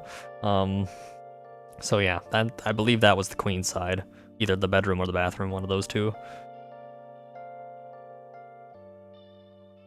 Fancy chandelier, which there basically were like 1 to 3 of these in every one of these rooms that had a high ceiling. This is a ceiling, hence the weird angle I have of this picture. Again, my phone thought it was vertical when it wasn't, but whatever. So you can see the chandelier hanging from this, but this is a painting on the ceiling. And this is a statue, like an angel statue at like the base of the stairs up to those rooms. And then yeah, the next thing we went on to was this replica ship of a Spanish galleon. It's used for like a couple TV shows. It's not an actual like historically, or no, it's historically accurate, but it's not like from the period. But this is like Spanish galleon. That's what it's a replica of. That's all I got. I'm not a ship person. Sorry, Brie. This is the front of the ship. This is the main deck. Cannons. This was this funky bat ornament that I thought he was cool, so I took a picture of him. This is the top deck from like the back side of it. That's that for that ship. This is the next place we went, which was the Strada Nova Museums, which is basically an art gallery that is located on those historic streets I was going down. It's using like 3 of the big historic buildings as like the museum buildings, but it is strictly art. So this is a bust of, I believe, Julius Caesar. The staircase had several like Roman emperor busts, and this one looks like Julius Caesar to me, so I'm gonna assume it's Julius Caesar. Why would you have Roman imperial busts and not have Julius Caesar? I don't know. It was the first one. I'm gonna guess it's Julius Caesar. It looks like him. Don't quote me on that though. But I'm claiming that's Julius Caesar. Anyway, this is one of the rooms that they actually kind of kept like it was back then, but it's got like a mural on it. They did have a few of the rooms in these historic buildings preserved. That's a ceiling mural. Fancy statues. Hopefully Twitch or YouTube don't get mad at me for art nudity. This is a courtyard in one of these buildings that made up the museums, because apparently this building, I should say it was more like 2.5 buildings were used for this museum, because this building here is used for both the museum, like the upper half, but also the lower half seems to be city municipal offices too, which was interesting. This is a courtyard connecting 2 of those buildings. I should say, in the art gallery propers, I don't take pictures of the art because for some reason to me it seems wrong to just take pictures of art hung up in art galleries, just due to the setting. So my apologies, there's not a lot of picture of just paintings in these art galleries that I take. I take pictures of other things in them that don't seem as wrong to take pictures of, but yeah, you know. It is what it is. And to be fair, I probably would have lost my phone battery a lot sooner had I did that, so who knows if I would have had some of these later pictures. This is like a Japanese scroll. Japanese art scroll that they had.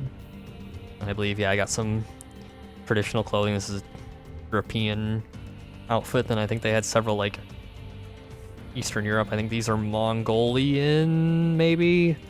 There's Mongolian and Turkic. One of these is Turkic and one of these is Mongolian. I'm not sure which. And these ones are Chinese. This is one of the most, I found out in post, this one of the more famous pieces of art in this museum. It's, oh, what was the name of it? A minute, I wrote it down. I'll find it. Not in that folder. Here we go. Name of it is Penitent Magdalene. So this is of Mary Magdalene. It's a really neat sculpture, so I took a picture of it, and I'm glad I did, because apparently it's one of the more significant things in here. I didn't have as much issue with taking pictures of sculptures as I did paintings for some reason. Oh yeah, and one of the last rooms in here was... Did I not? Okay, I did. Famous classical musician named... just a minute, I have it over here too. Paganini, that's his name. Yeah, I'm not a classical music, I'm not a musician guy in general, but he's significant, and this is one of his famous violins, and these are some of his guitars. And they had like music of his playing in here, which was neat. Nope, here's a big plaza in the middle of Genoa. I think I got a... Oh, here's another angle of that, and I want to say that's to the left here. Oh, yep. I think... Yeah, I got a picture of the fountain up closer.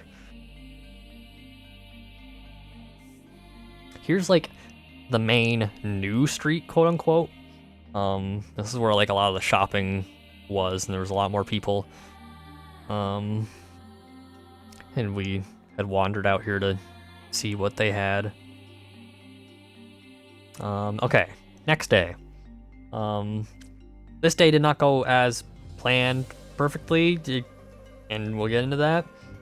But yeah, yesterday, or the day before this, going through like the city proper, seeing the historical stuff that I could. Today, my intention was to go with one of the other people to hike up into the mountains around Genoa and see the fortresses, the old fortresses, because Genoa has a lot of them. And fun fact about these fortresses, despite the fact that they're... Oh, you're late, but oh my god, Paganini, he was so good on the violin that people thought he was either possessed or in league with the devil. His playing made women faint. Thank you, Thomas, yes. And I don't know a lot about music history, but that's a good... I appreciate it. To be fair, I did recognize his name. There's a small hand, like, outside of, like, Beethoven, Mozart, and Bach, like, there's very few classical musicians that I would at least recognize the name of, and I did recognize his name. But yeah. Where was that? Oh, yeah. The fortresses in Genoa. Fun fact, despite the Genoa city website, like, specifically having a section telling you, hey, there's these forts you can see, like, for their tourism promotion and whatnot. These forts are very abandoned and very inaccessible, so we hiked up into the mountainside for a lot of nothing. To be fair, we still got something out of it. It wasn't a complete botch, but we spent basically the whole day getting very tired, walking a lot, for not as much of a return as we wanted, but it's fine. We still got some pictures. This is a picture of Genoa from up that mountainside. I got a couple of them like that. Oh, this is a monument we had stumbled upon during our way out to that. Also, it didn't help that on this day, all of our transit intentions just fell flat. We were going to take, like, funicular up the mountain, and the funicular was closed, so we had to do a long walk, and that 2 long walks, one to actually get up there and one to get to the funicular, only to find out it was closed. Yeah, that was a mess. And then getting back down the mountain, like, the buses were doing weird things, and it was annoying. A lot of time wasted walking. But that's a picture of a street that I must have took on the way. There's another view of the city from up high in the mountain. This is just out into the mountains. Like, I want to say Genoa is to the right here, so this is like small outskirt town and then just mountain. A lot less flat than here in Michigan, must say. It's more like this part of the mountains, like, this isn't the Alps proper, like the super tall Alps up in Switzerland. This is out and around Genoa. This felt a little bit more similar to, like, what it looked like in eastern Tennessee when I was out there, like similar mountain landscape. Except with, like, towns and buildings that don't look like rundown hillbilly land. Anyway, while we did wander the mountains and did kind of find the forts in very abandoned shape and sometimes gated off, we did get some neat pictures of these fortifications, albeit overgrown, so that's neat. This is one of the main forts we were trying to get to. This was Fort Spione? Is that correct? Just a minute. Fortification belt, yeah. Oh, Spirone, I think. So, yeah, this is one of the main forts we were trying to get to. Yeah, to be fair, I'm not sure if Genoa just doesn't get as much tourism as like Venice or Rome, but the city itself definitely seemed a little bit more rundown than like Rome did, despite being a smaller city. So I'm gonna guess they don't have as much money to work with for upkeeping stuff like this, because it is very abandoned. And you'll see, because we may have done something illegal, I'm not sure. This is a view of, I think this is Fort Thun up there. This is one we did not get to because it was way further out. But we thought we were going to. This is a closer picture of, I think this is still Spirone. It might be the other one that we kind of saw, what was the name of the other one?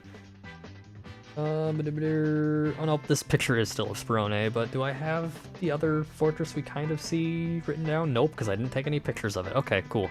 Anyway, it's not important.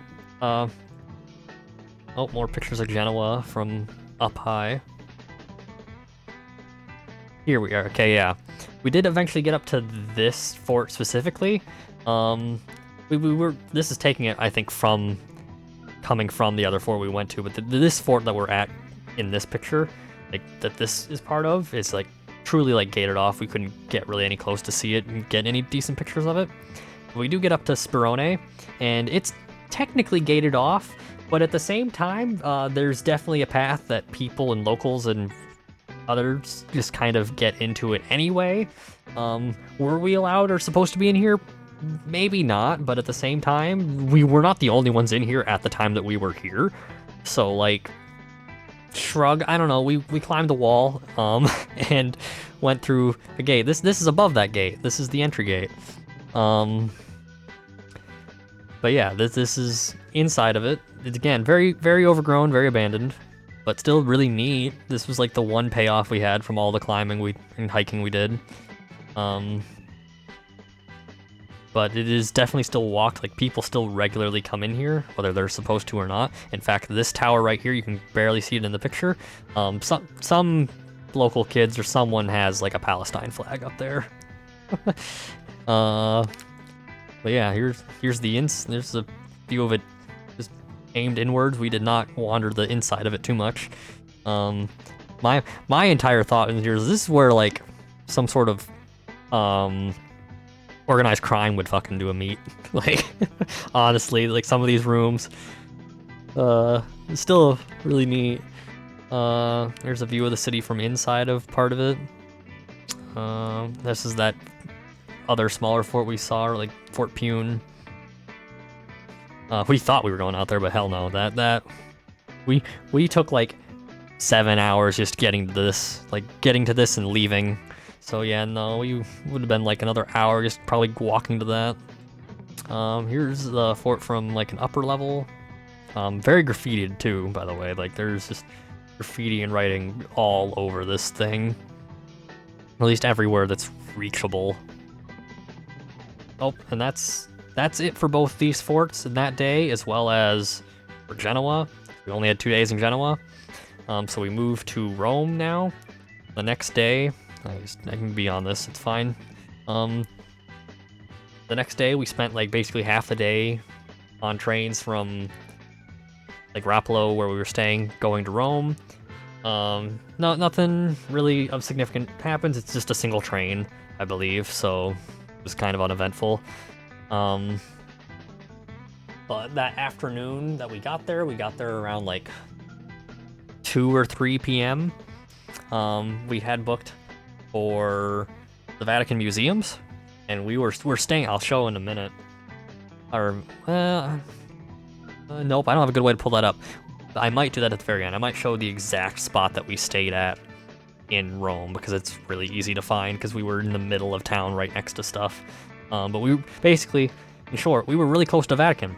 So we had looked at Vatican Museum for basically like a half hour-ish after we expected to be there. So we went to the Vatican Museums.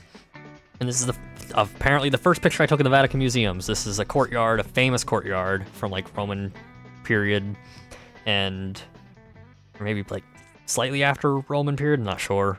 And the tour guide we had, because we had a tour, this is one of the few things we had a tour guide for, pointed out this. It's seemingly famous. They had like merchandise for it because, good God, the Vatican had a lot of gift shops. It is significant for being part, or used to being part of a fountain of this, and before that being something Roman that the Catholic Church reused for this courtyard. I don't remember the Wikipedia. I think said it might have been either like a marker in like a Roman horse racing track, or maybe like a topper for a monument or something. Like they weren't super sure what it originally was, but the Catholic Church took it and used it for this courtyard, and it's famous. It's a pine cone. That's it. That's all I got. It's a big metal pine cone. This is a view of Rome from inside the Vatican Museums. First famous sculpture. I should have that folder up so I can give you the names of these sculptures, because some of them I do actually have the names of, because they're noteworthy enough in their own. This one is called Apoxiomenos. So yeah, in case you know what some of these are. This is called the Octagonal Court. It's in the museums. There's several like statues on the edges here, and I take a picture of a few of them. This is one of, what is it called? His name was Apollo Belvedere. So a statue of Apollo. I'm not sure what a belvedere means. It's some art term, I think, for like a copy or something, because there's a few statues labeled belvedere. But yeah. This is a statue, I believe, called the River God. This is another really famous one. This one was named Laocoon and His Sons. And the tour guide spent a good long time detailing how tragic it is that he can't do anything about his sons dying to these snakes. Again, I'm not an art history nerd or anything, but still really cool. So also sorry if I'm not super reverent for how significant some of these are. I don't know, cool sculpture. That's all I got. Oh, that's another closer shot of it. This is, I believe they called it the Hall of Animals, because it's a lot of sculptures of animals in here. I take a few pictures of them, dogs and a sheep.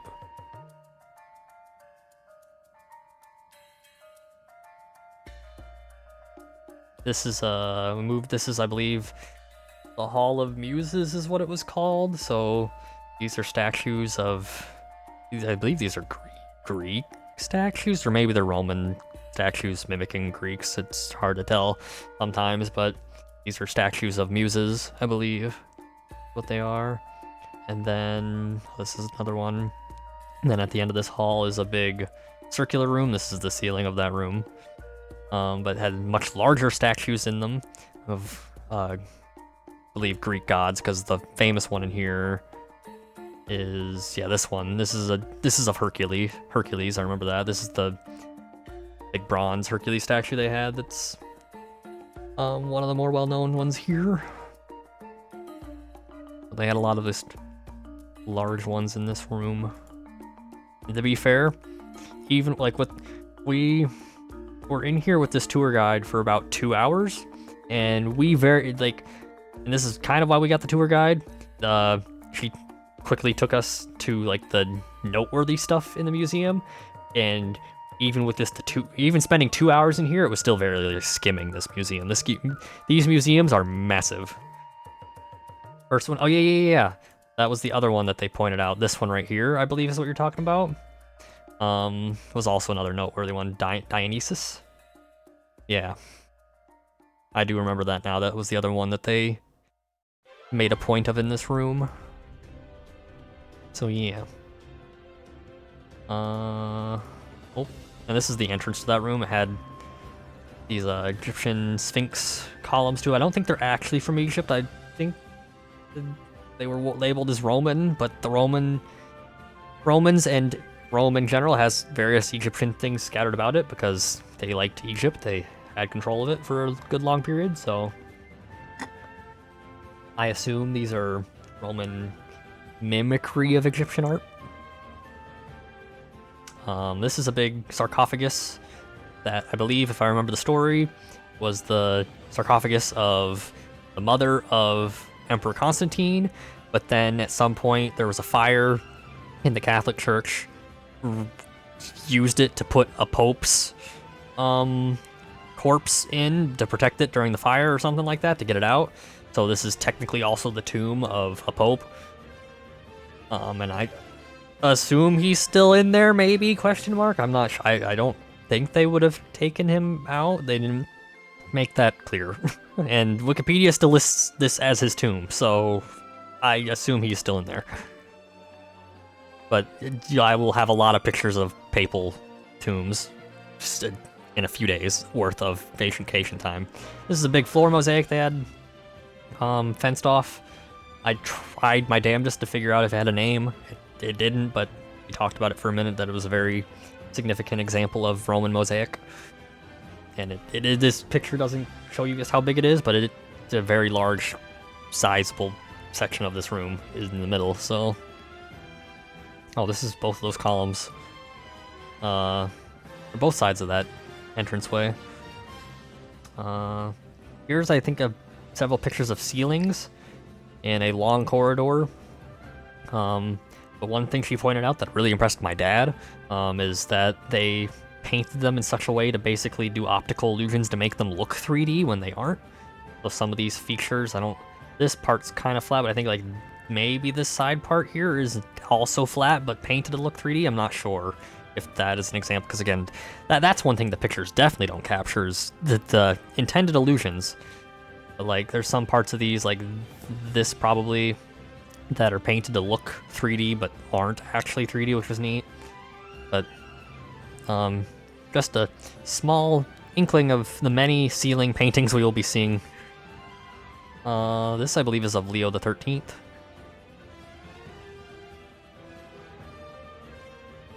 This one definitely is of Leo the 13th. This was like above a doorway. Neat sculpture feature. This is a big tapestry and my phone didn't like the quality of this one, at least not zoomed out. But this is a big tapestry of Jesus leaving the tomb. There was a big hallway of various tapestries. This is the one I was most impressed by, so it's the one I took a picture of. And I believe, yeah, we got the big hall. We got what they call the Gallery of Maps, which are giant. This is huge, like floor to ceiling maps. Apparently the world's like largest scale geographic map, like project or whatever. And it was like, I don't know how old, but basically a pope had a guy do a very large study on Italian geography and paint these maps for him. This is of Sardinia, which is one of the big islands off of Italy. And they were up close, very highly detailed. And this, as you can see, is the hallway. There's a lot in here, and it's just all these big, highly detailed maps. And me being a map person, I took pictures of a few of them. This is of Rome. This is just a tiny, like, little inlet of this one, but this is of the city of Rome. This is of Italy, like as a whole, I believe, a very poorly framed one, but that is what that is.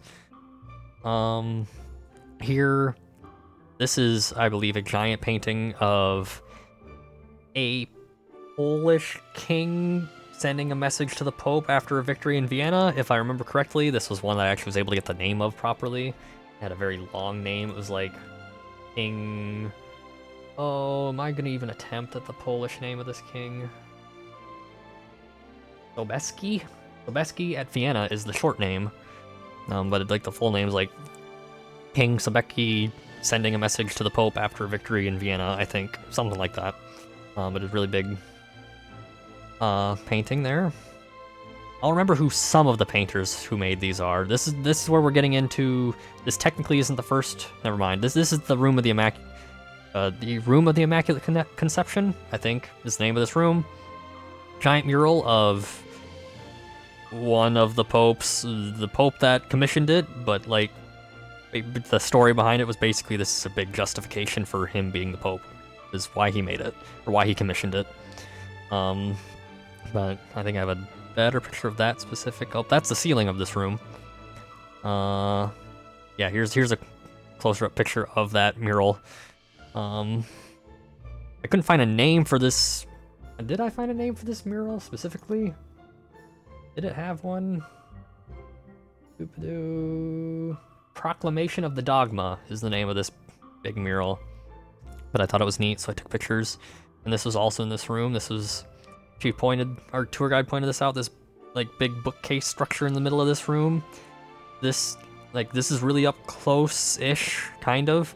The reason she pointed out that these little things here are actually mosaics. They're not paintings. They're like very, very tiny mosaics. I definitely don't get a good picture of that though, but it's a fancy bookcase. Because I knew for a fact if I tried to zoom in to actually get the detail of that being a mosaic, it wouldn't came out decent anyway. This is the Vatican Museums staff parking lot, because I thought that was funny that we passed by, and it actually is kind of a neat looking courtyard, but you know, there's some humor in an American taking a picture of a European parking lot. Anyway, but yeah, they had us like actually walk outside of the building to get to this next part, which is the Raphael rooms, I believe. Here's the first of them. And the Raphael rooms, I believe, are 4 rooms where like just every side, like all 4 walls and the ceiling are just painted by, well, quote unquote, by Raphael. A thing that I learned, the way these painters did these large scale projects was they actually, like the famous painter, quote unquote, that did them was more like a workshop headmaster, and they just kind of guided a bunch of like 50 to 60 apprentices in painting on the general like planning work, and maybe did like a famous key central part of it themselves personally. So like when I say Raphael painted these rooms, it was more like Raphael's workshop of like 60 people. So yeah, this is the first room. That's the ceiling. This, I believe, that's St. Peter there, I believe is who that's supposed to be. Is there, I think I have the name for this one. This is, it's somewhere in here. Deliverance of St. Peter. The name of this side, like, 'cause all the different sides have names, actually. This is the School of Athens. This was a very famous painting that I knew and didn't know was here. I definitely associate it with Greece because it's of Greece. But famous Greek philosophers and such. Which is, I think, fair on my part to think that that was in Greece, but it isn't. In hindsight, it is a Renaissance painting, so of course it's in Italy. But yeah, it's here. It's really cool. It's big and an entire side of this room. The tour guide also pointed out this guy right here was used for an album cover of Guns N' Roses, which is funny. My dad found that amusing. I don't know Guns N' Roses, but that was funny because apparently they were here and were inspired to use this specific guy, I guess. I don't know. I also learned that apparently the artists stick themselves in these paintings sometimes, like their face. They use their face for some of the people. So one of these ones in this corner, I forget, I think is supposed to be Raphael. Maybe it's this one. I'm not sure. But that's the thing they do. But yeah, the famous, okay, other than the Sistine Chapel itself, probably the most famous piece of art that I saw while there, I think, probably, as far as I'm aware. Yeah, this is another room. This is the, oh shoot, this is Charlemagne. What am I thinking? This scene is this event, the crowning's not the right term. Oh, fine. I thought I knew it. Coronation, that's the word, and this is the coronation of Charlemagne. This is Charlemagne here being crowned by the Pope.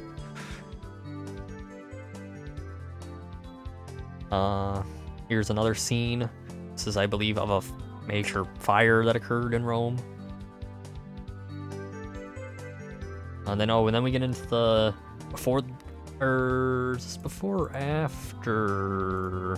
Regardless, after the Raphael rooms is both the modern art section and the Sistine Chapel. They specifically ask you not to take pictures in the Sistine Chapel.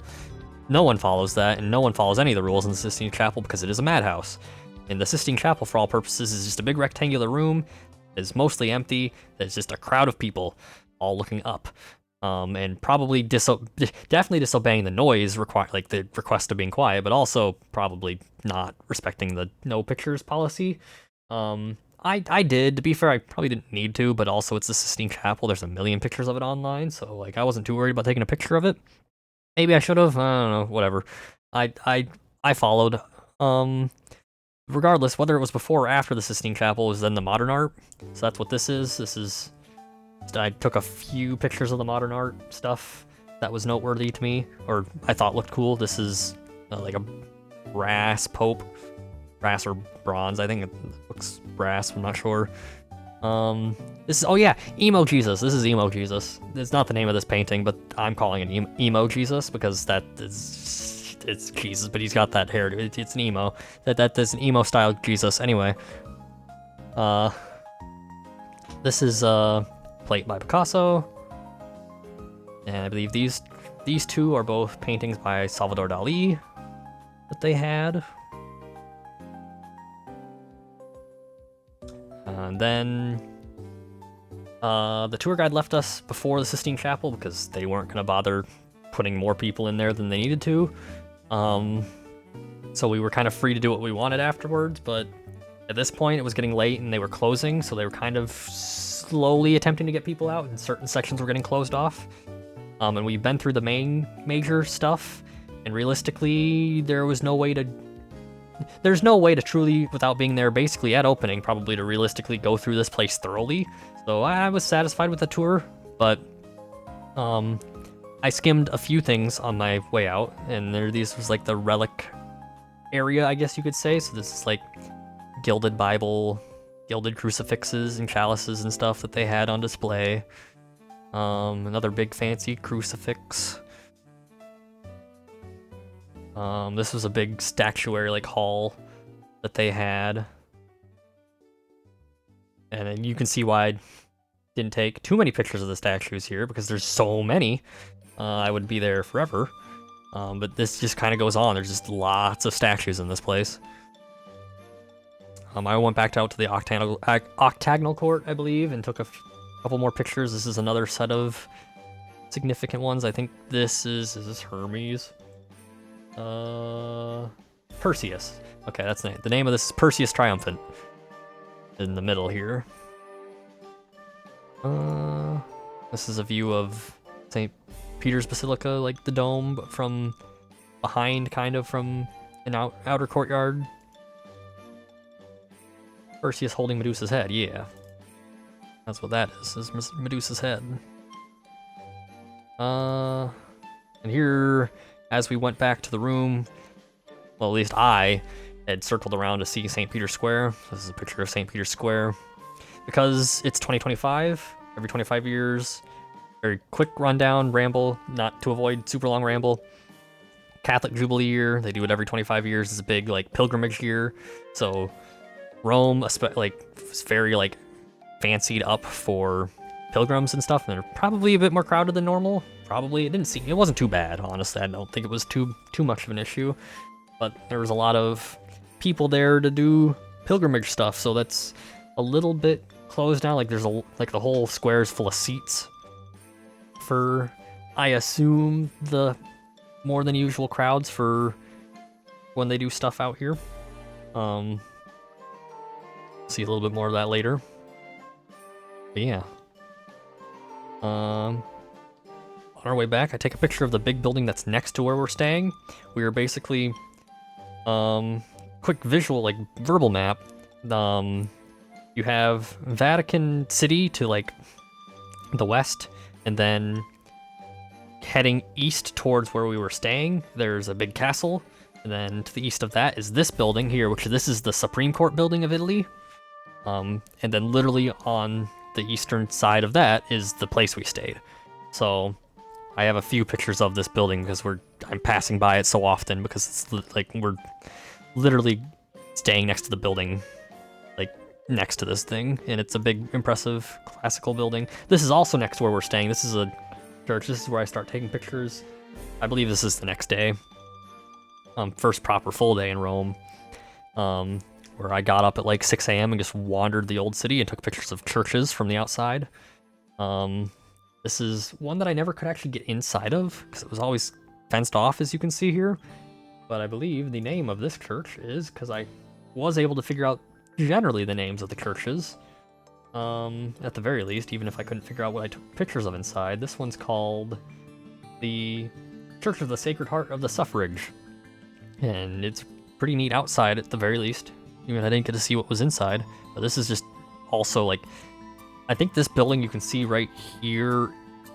I don't think this is the building we stayed in, but I think we stayed into the building to the left of it, or maybe behind it. I forget. Like this is all the same block essentially as where we were staying, so we passed by this one a lot. So yeah, this is where I can start taking pictures of things as I pass by them in the morning, so the order is going to get a little chaotic. These are two churches that I pass by because I'm going to this plaza here, which I think this is like the Plaza of Augustus or something, because the left here, I have a picture of it later, but is the Mausoleum of Augustus. This is another big church here that I'd go in later, because it's still early morning. Most of the stuff doesn't open till like 9. Here's the Spanish Steps, probably emptier than you'll ever see them, because again, the place is surprisingly dead in the mornings before stuff opens. So even stuff like the Spanish Steps and Trevi Fountain were pretty empty. That was neat. So that's when I took my pictures. Because normally, if you're here like even just like 3 hours later than this, it's just crowded. This is a big fancy monument that's, I think, to the like right over here this way if you look down the street. This is the fountain at the base of the Spanish Steps.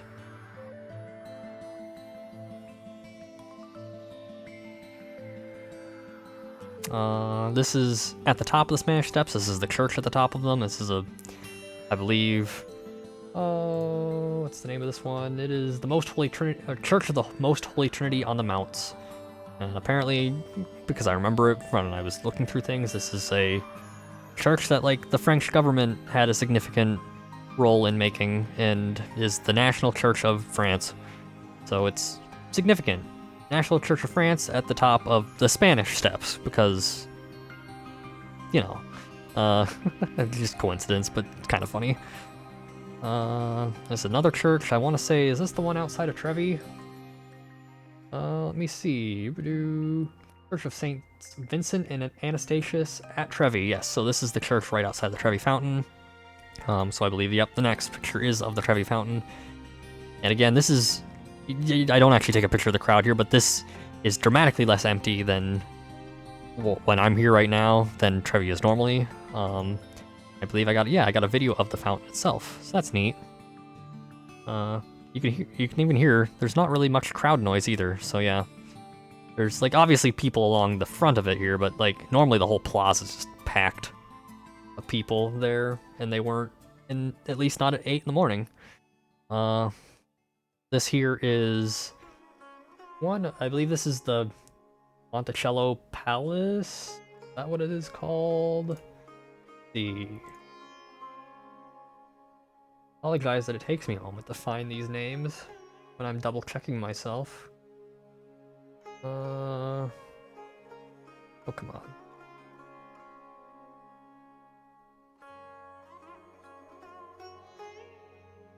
Not in this folder, where?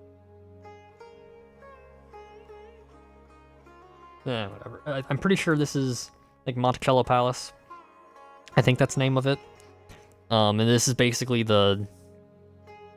I know it's not what you're listing, Thomas, because I know what it is. This is the building that the lower house of the Italian legislative meets in. Because I saw both believe it's the Chamber of Representatives is the name of the lower house of the Italian government.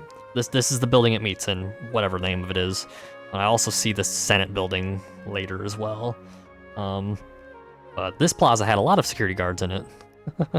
funny thing, wandering Rome, I swear I've seen more like heavily armed security guards than anywhere I've been in the US, it felt like. But to be fair, it's been a while since I was in DC.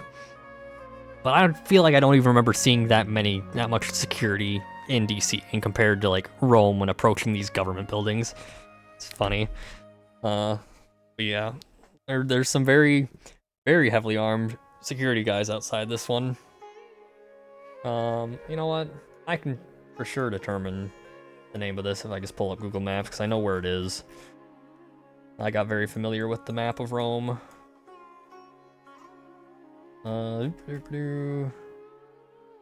It is... Oh, come on. Montecitorio. Palace of Montecitorio. And it's the Chamber of Deputies? Is the name of the lower house? It looks like something like that. Yeah, that's what this is. This is another church. That one I can get. This is the Church of Saint Mary Magdalene. And fun fact about Rome that I learned when doing this: there's over 900 actively used churches, and has the most churches of a single city in the world. So yeah, it's why I don't go into all of them. I would be there forever. You would literally be able to spend weeks in Rome just going into churches and seeing churches. I go into some of them later when they actually open, because again, this is still early morning. That's why you're just getting pictures of fronts of churches, because I'm just literally wandering at this point. Here's the Pantheon. That will enter in a couple days. Here's the Senate building. Much less grandeur than this one back here, because there's an actual like plaza to this one. But yeah, this is where the Italian Senate meets. This is in the same plaza. This is another big church and Egyptian column, I believe. Oh, is the name of this fountain that this column's part of is called the... Oh, I got it. I know. Called the Fountain of the Four Rivers. That's what this whole fountain is here, and I believe I even took... There's a more full picture of the fountain itself, along with that church in the background of it. And this is... Oh yeah, this plaza is called Navona Plaza. And normally, again, this is normally very packed and busy, but I took this picture as like, this is empty because I'm here early in the morning. Normally there's just a whole crowd in through here. This is the Fountain of Neptune, I believe. At the one end you just saw over here. Yep. I swear... Oh, this is another angle of that church and column. Here it is. Yeah, I'd take a video of like a 360 video around the whole thing. This is it was a really cool fountain. Like the sculpture work on it is larger than life. It's neat. I'll just let that play.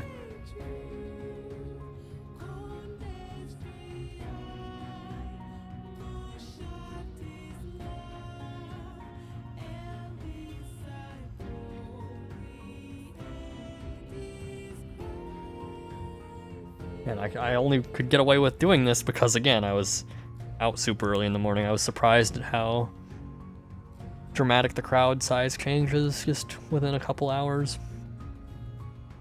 Because normally there's like just people flocking this thing.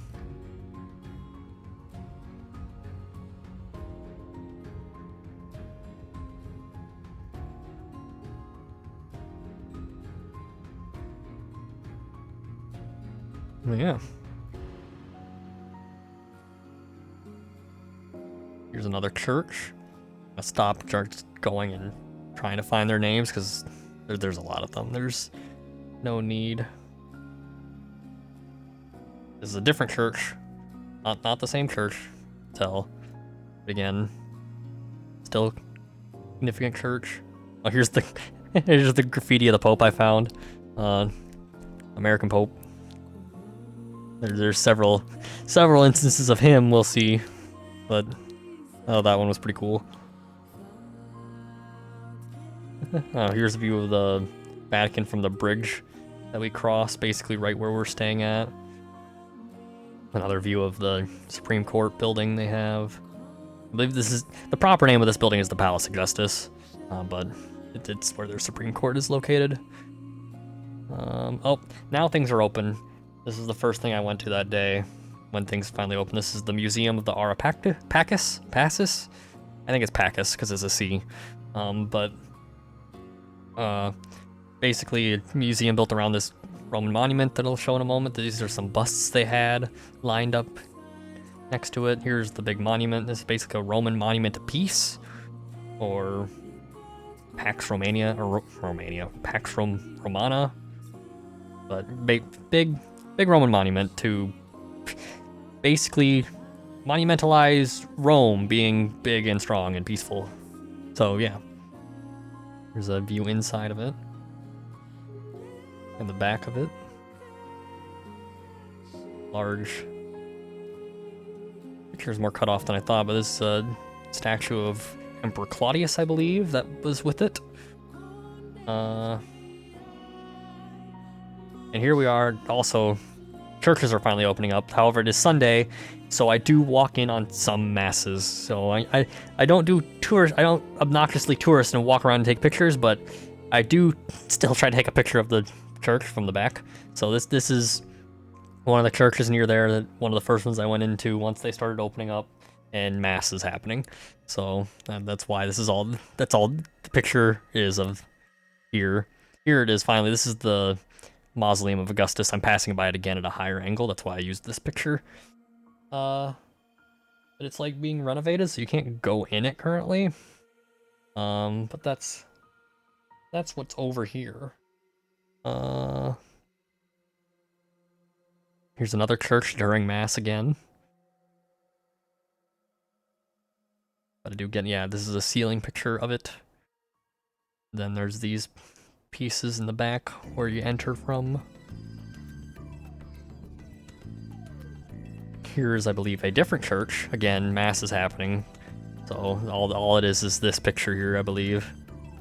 Or maybe not. Is this the... Oh, is this Saint Ignacio? Yeah, I think this might be Saint Ignacio. This is a minor church that I went into, but I actually did walk around to take pictures inside of this one, I believe. So yeah. Church of Saint Ignacio. So there's more here, yeah. Yeah. Again, my descriptions of what's here. This is a tomb of a cardinal saint. One of the altars. Statue of an angel. This is a large papal monument. Is this a tomb? That's maybe important. Let me find out.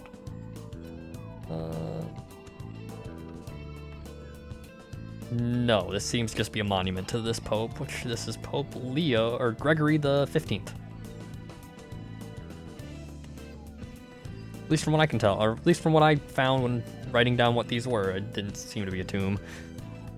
And I don't think it was. I don't think the minor churches usually don't have any papal tombs in them.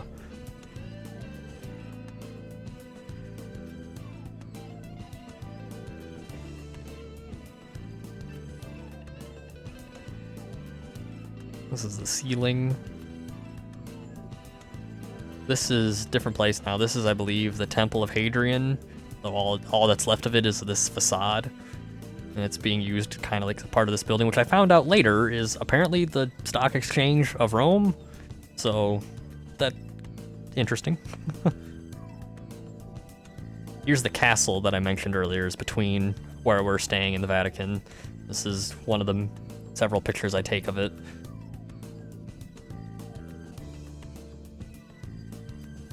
Here's the insides of a different church.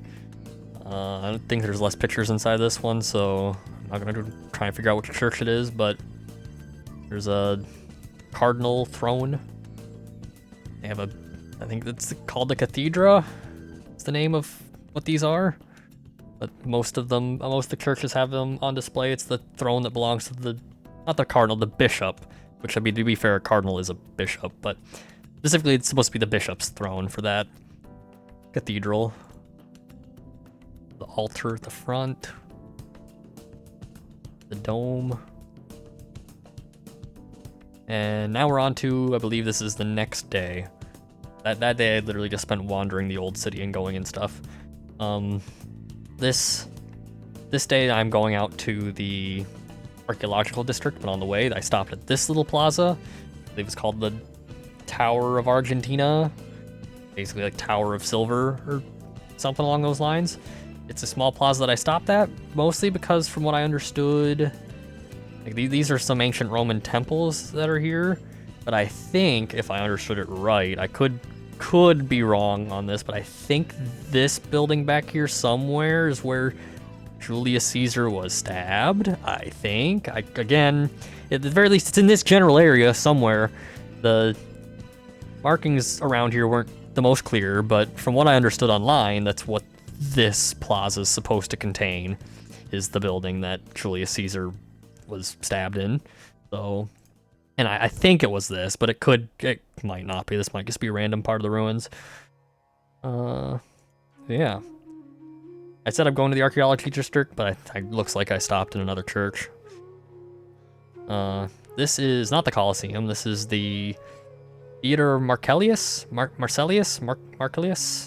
I didn't go inside of it, but I walked by it on my way, so I took some pictures. Big amphitheater. Well, not quite big compared to the, Colosseum when we get there, but yeah. Here's some statues outside these, I believe the Capelline Museums are they called. They're being very heavily renovated.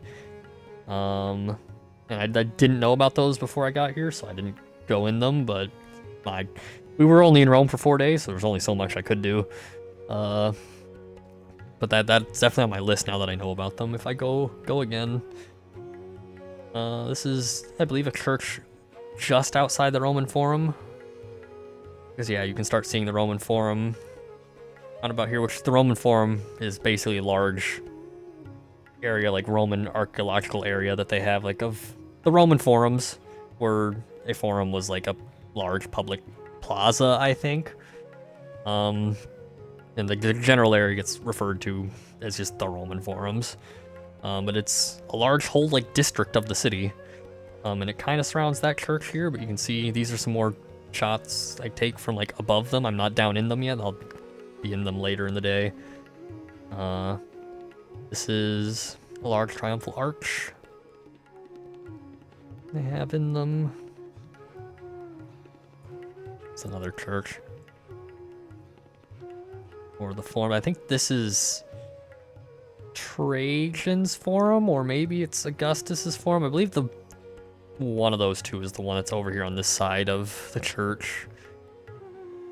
This is the Victoriano. It's just out, also kind of like the capstone front of the forums. It's the large monument to Victor Emmanuel II, the king that unified Italy. I guess reunified. It was unified during Roman times, but yeah, large monument, really cool. Again, when it's open, I'll be in it later. This is the top of a fountain. The fountains weren't running outside of it, funny enough. But front sculptures for now as I'm walking by it to get to the Colosseum. There's the fountain. You can see the full, or I think this is the other side, but this one's actually running. I think, maybe I'm misremembering. I thought these fountains weren't running, but yeah. There was, you can't see it in a lot of my pictures because I frame things well. You can kind of see it here. Rome is very much under construction right now. It looked, from what it seemed like to me, the Italian government just passed a big, like, funding bill for, like, construction renovations of Rome, which seems poorly timed with the Jubilee year, but, whatever. So a good chunk of things have a lot of construction going on around them that I kind of avoid with some of my pictures.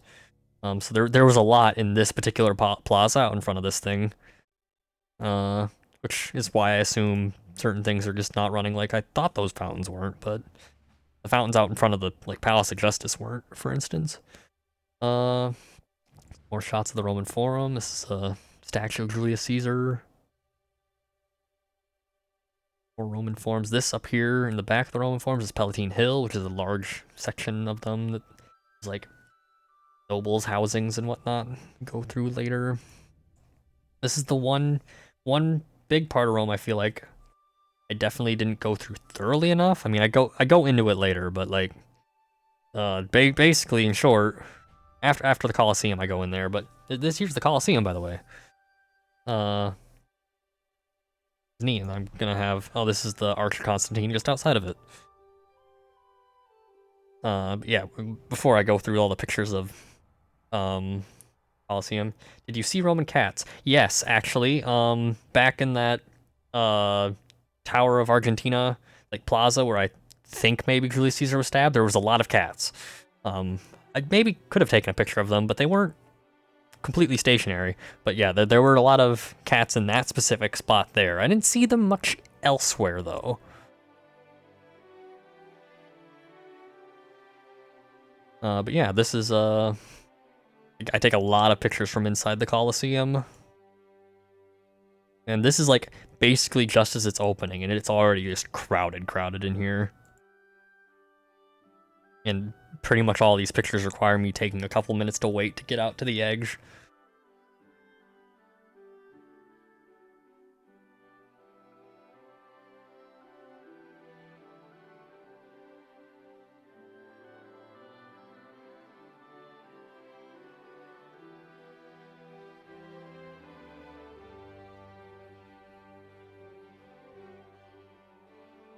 Oh, this is a view of, I think, Palatine Hill from upper floor of the Colosseum. That's why it's stuck there. Yeah, this is aimed out towards the Roman forums. This is like a large temple complex. It's kind of in the way of the forums, but it's technically part of that area. Well, back into the Colosseum. This is from a lower section. This is the arena itself, or what remains of it.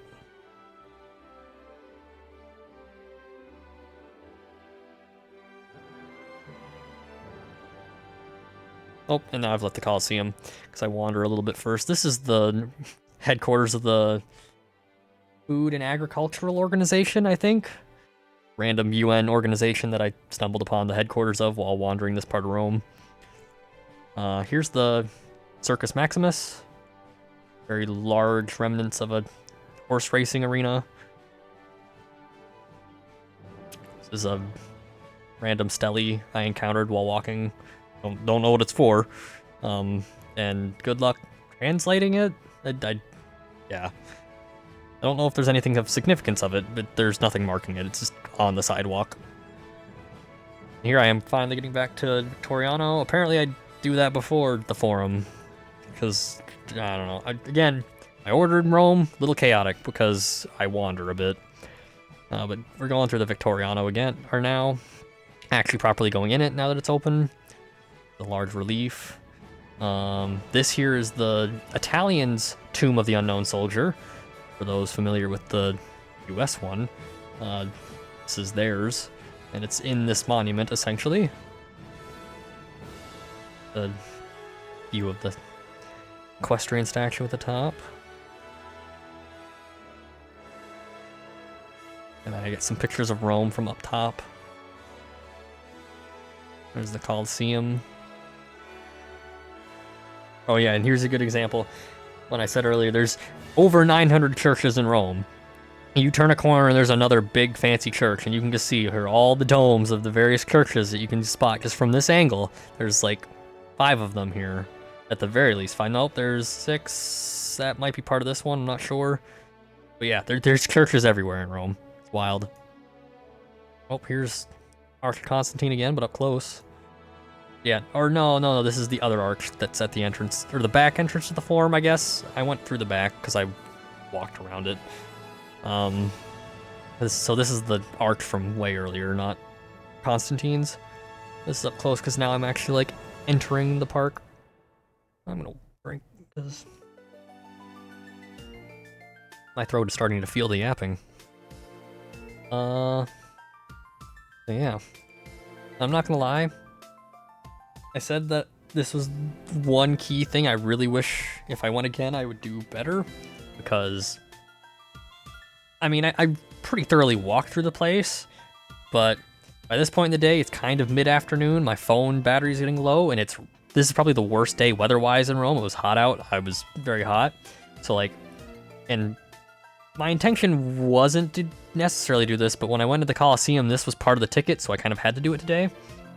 And I go through it pretty well, but I don't think I fully, at least while I was there, enveloped what was around me. I took pictures, but like I don't stop to read signs as much as I normally would, because it's hot and I just am ready to go at this point. But I'm getting through this place. So that's definitely, if I went back to Rome, a thing I would do much better is properly spend the day here in the Forum. But like, because there's a lot of cool remnants here of significant things, like a lot of these. Oh, there's a relief inside of one of the buildings here. But like, these are forms, but then sometimes there's, yeah, this, I believe, is just the remnants of like one of the temples they had there.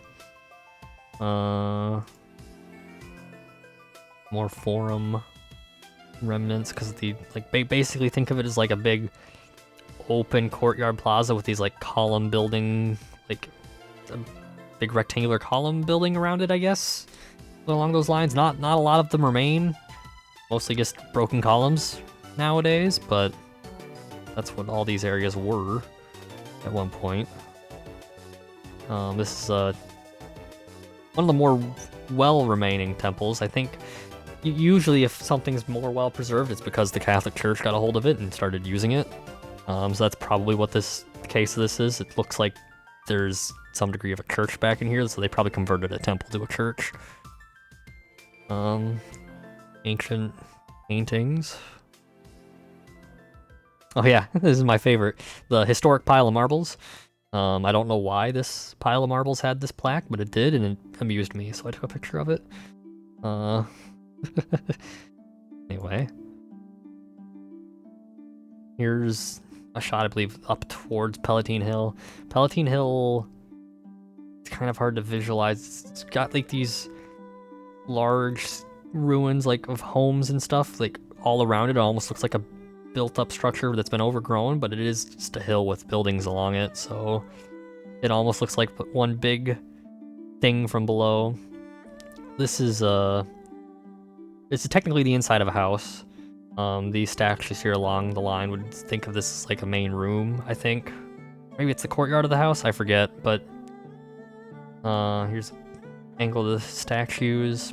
Yeah, here you can see like the walls of it that sort of surround this area here. Now I'm up in Palatine Hill, so I'm looking down at Roman forums from an even higher vantage point. You can see just all of it. And this is where I start definitely rushing. I mean, I take more. Here's the area I was just talking about. It's like a ruins of a home. Yeah, like there's more ruins up here. These are where, like, I want to say Emperor Domitian has a house that was up here, and a couple other emperors maybe. But like at this point, also to be fair, in my defense, not all of this is marked the most thoroughly, so it wasn't always clear what you were walking through here, but like I think I would have been able to figure it out, at least using my phone while I was in there, if I wasn't like worried about my phone dying and also wanting to get out of the heat sooner rather than later. Like, if I were to go again, this is definitely, I'd want to know, like, this I think is a courtyard for that imperial home that I mentioned. I want to say is what this one is. But again, hard to figure out in post. There's a fountain that was up there. And yeah, they didn't take many pictures up there because of that. Because there was definitely more there. Unfortunate, but only can do so much. Here I believe we finally entered. I went back and met up. I think I'm in the Pantheon now. I believe this is inside the Pantheon. So, statue of Joseph and little Jesus in here. And for those unaware, Pantheon, ancient Roman temple that got converted into a Catholic church, essentially. So, old building, but with slightly newer Catholic stuff inside of it, hence the Jesus statue. This I want to say is Mary. Oh yeah, and I also didn't know this about it. There's the tombs of 2 of the Italian kings in here. So this is Umberto the First, and then I believe, oh, that's a crucifix altar, and that's the main altar. But then I actually don't know what this is. Here we go. This is the tomb of Victor Emmanuel II, the king I'd mentioned, or that big monument is built up for, who unified Italy. So 2 major like Italian kings' tombs are in here, which surprised me. I didn't know that.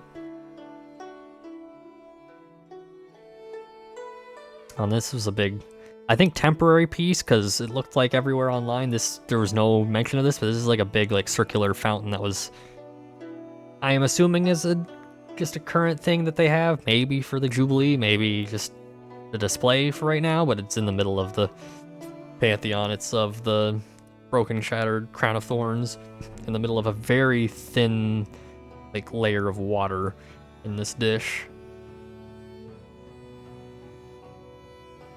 And here's another view of Vatican. Is this the next day, perchance? No, this might have just been on the way back. I took a shot of Vatican from this angle, maybe. Regardless, this is definitely the next day. Because this is the backside of the Papal Basilica of St. Paul outside the walls. There's 4 major papal basilicas in Rome. Obviously, there's St. Peter's Basilica, and this is the first of them that I go to, because I go to all 4. Mainly because the Jubilee's happening, so we'll get into a little bit more of that later, but I especially want to go to these ones because they're the most significant churches in Rome. This one's the most far out of the way one, so I had to like take a bus out to this one. Well, this is the backside, and this is its bell tower. Okay, here's the main like entryway courtyard of it. These were definitely the most impressive and fancy of the churches I went to. And also the more well documented. Here's the main reason I wanted to make sure I went to these ones specifically during the Jubilee year. One of the key things they do during the Jubilee year is each of these 4 big papal churches, or basilicas, have these holy doors that are sealed off with bricks. Basically, any time that isn't during a Jubilee year. So like only every 25 years are these specific doors open. I'm pretty sure this is the holy door. This might be the main entrance door. Regardless, I definitely take a picture of it later if this isn't it. But yeah, so I wanted to go see these doors actually open, because it's literally like something that maybe only happens like 2-3 times in a person's lifetime. So yeah. Here's some statues inside here. Okay, here's the holy door. Excuse me, this one's marked holy door. And I think they all are. But it's like a smaller like side door that's normally never open. But this year specifically it is open, and we happen to be in Rome, so that was cool. Here's an altar at the entrance, like an offering altar. Basically every one of these Catholic churches have a thing right at the front that's like, would you like to donate money? Because, yeah, that's Catholic church. Anyway, this is a side aisle. This is not the main nave, that's over here. This one, oh yeah, the cool thing about this one, the St. Paul's outside the wall basilica, along the top, there's just portraits of all the popes, or most of the popes, a lot of them, not sure if it's all of them. So just along the whole thing, it's just portraits. I should have, I didn't even think of that until just this moment. I should have went and tried to find the current ones. Like, I doubt Leo is up there, but, or Leo the 14th is up there, but like I could have found Francis, that would have been neat. But there's just all along this, and there's also, this wasn't Sunday, but Mass was happening here anyway, which is interesting. Probably because they do it in these big ones frequently. This one had statues of all the apostles as well, so I took a picture of a couple of those. That's Simon, that's Andrew. This one's probably Paul, since it's larger and up front, because this is the Basilica of St. Paul, so I would assume that's him. And the major thing with this basilica is that this is supposedly the tomb of Paul.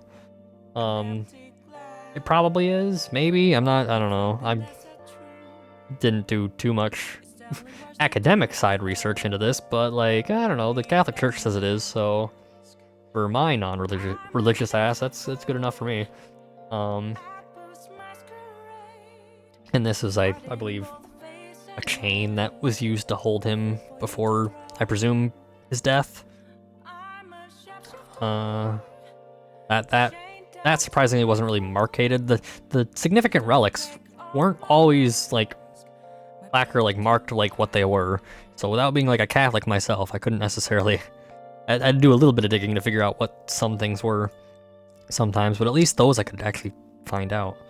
Here's the bishop's throne for this one, which I think no, I don't think the papal basilicas. I don't think the Pope is the bishop of all of them. I think he's only the bishop of one of them. So this would still be a cardinal's, I think. Here's the mosaic / mural.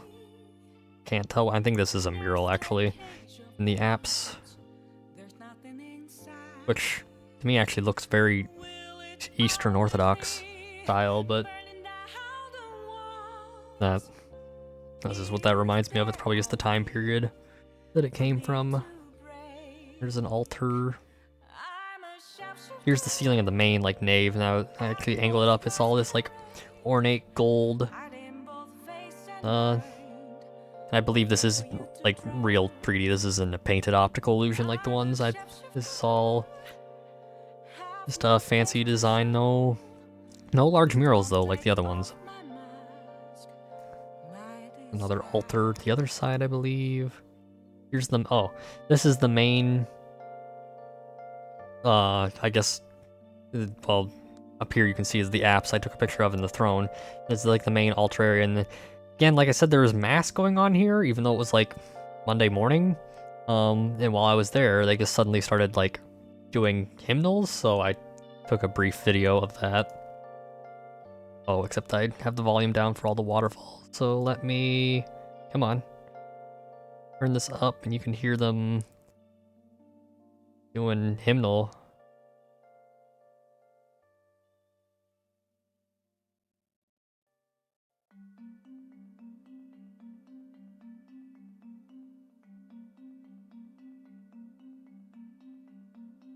Yeah, so like, while I'm wandering this basilica, suddenly the crowd just breaks out into song, which was interesting.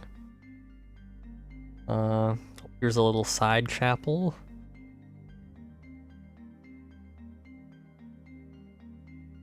Here, I believe I'm walking out to the cloister of this basilica, and this is like a really old mural in the ceiling of one of the rooms I was in. I took a picture of. Yeah, now I'm in the cloister, which is basically like a little courtyard attached to the basilica. A lot of them have them. This is one of the ones I was able to enter. So there's like some kind of unmarked statues and relics in here. And also this is what the walls were lined with. There's all these like ruins, fragments and stuff. It's neat. Here's the actual proper like courtyard, like cloister. Here's like their little room of relics, which can't super tell from this picture, but these are like all little boxes or like little, I don't know what you would call this thing. Like these basically inside of all these is like little fragments like bones of, I presume, saints. So yeah, that's neat. And this was underground. They had like a little archaeological section you could go in, and this is the one significant structure down here that I took a picture of. Like, this basilica was built on an older basilica, so this is like the archaeological findings of that old one. And then just outside, yeah, this program is definitely cutting off my pictures slightly. I don't have a good way to fix that though. You can definitely I definitely got the face of this. Oh well. Regardless, this is a statue of a saint that was out front that I took a picture of because it was a neat statue. Anyway, and I believe, oh, on my way back, I took a picture of this. This is the, I said I had to take a bus out to get to that basilica because it was probably the furthest out thing I went to in Rome. And on the way I saw this. This is the Pyramid of Cestius.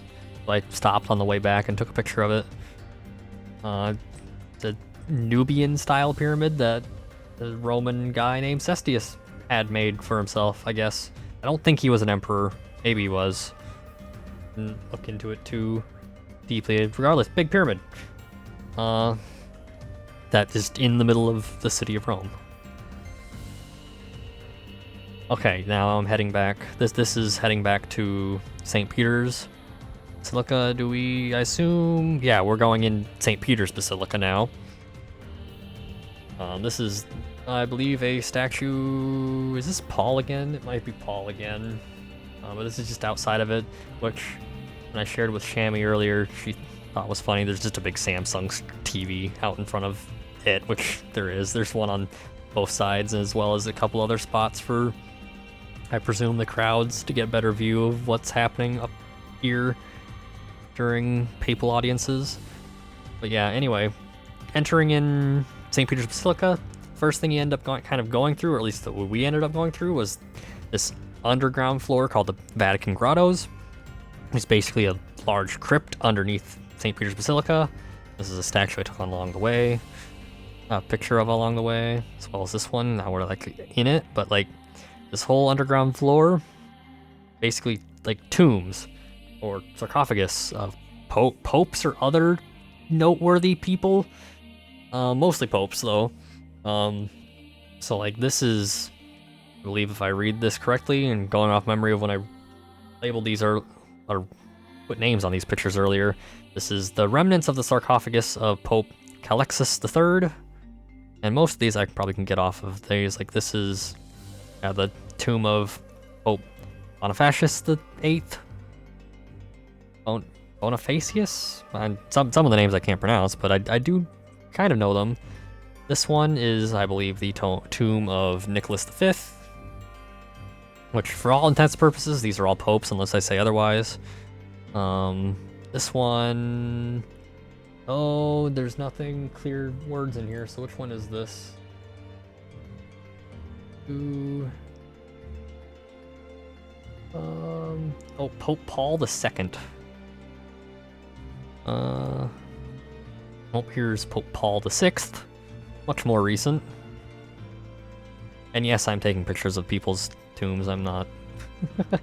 I'm less concerned than maybe some more slightly respectful of the dead people would be. This is Pope John Paul I's tomb. And to be fair, also, like, you can't tell in these pictures because I'm actually decent at getting people out of them, but there's a whole crowd in here. They're all taking pictures. It's whatever. This is Pope Marcellus the second. Yeah, this is second. There's two.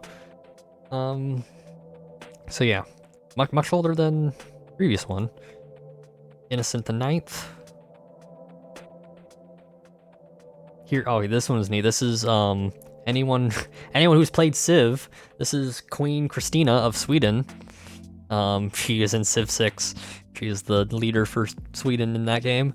But this is her tomb because she was exiled from Sweden when she converted to Catholicism. And so she's buried here.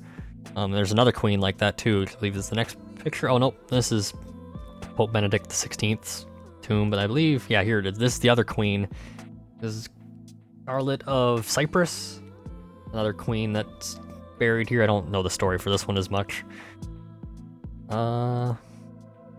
This is like a little chapel at the end of one of these halls that we were walking down in the grotto. You couldn't walk through the whole of the grotto. We got to walk through like maybe half of it. So there's like a lot more tombs. Plus I was only taking pictures on the side that I was on for the most part because there's a lot of people. So I wasn't gonna push and shove to get back and forth between the two sides.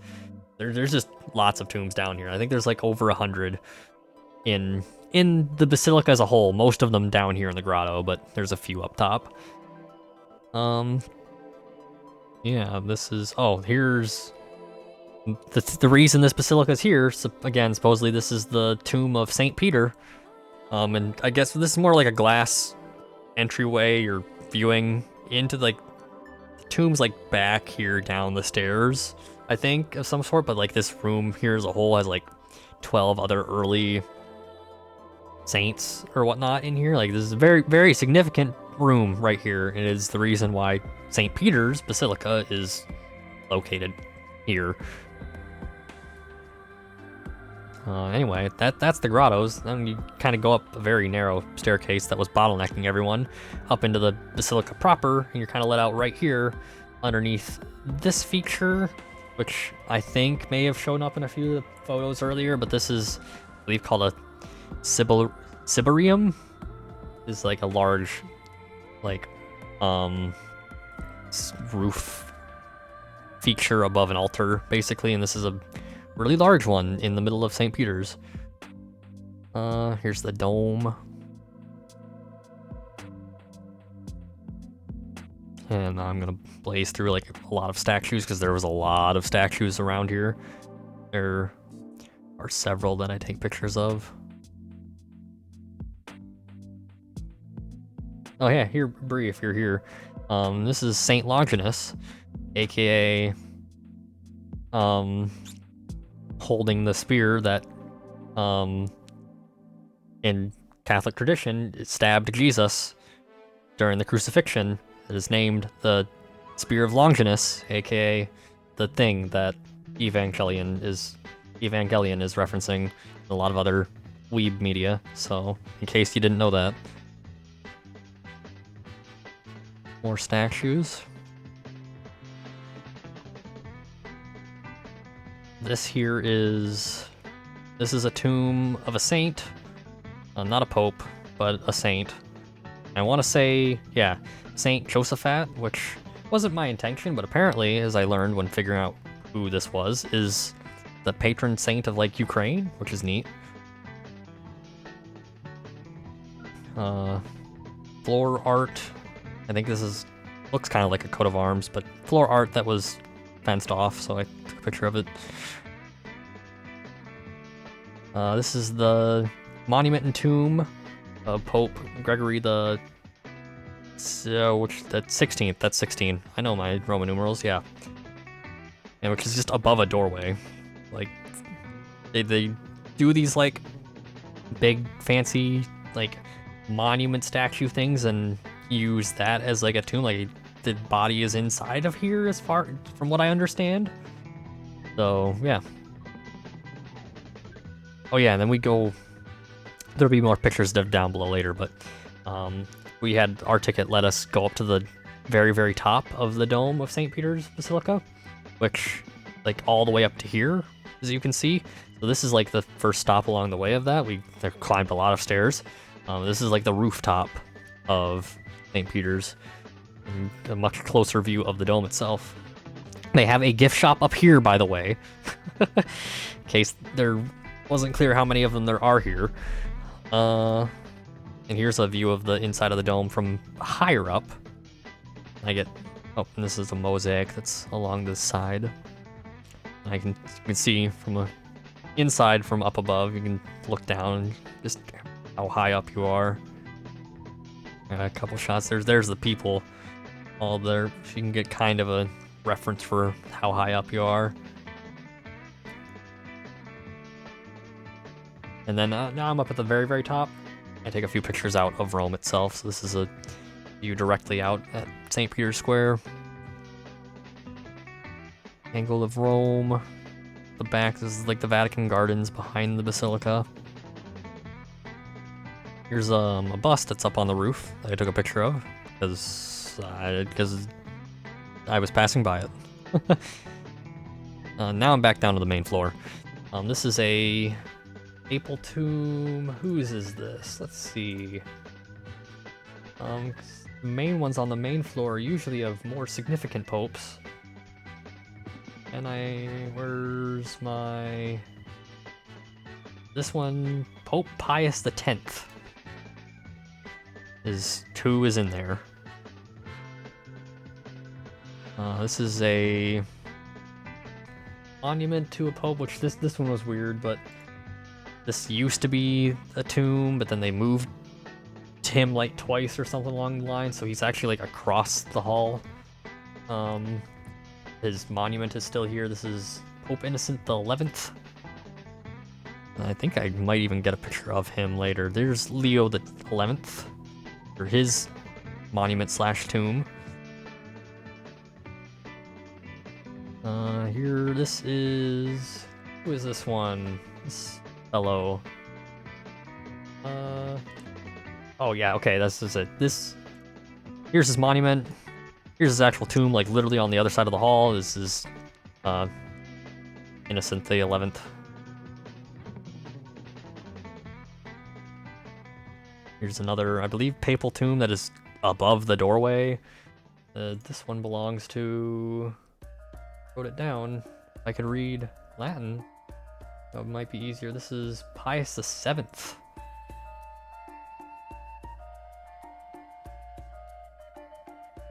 This is a statue of Saint Andrew, I believe, because I asked by this. Yeah, this is a little side room.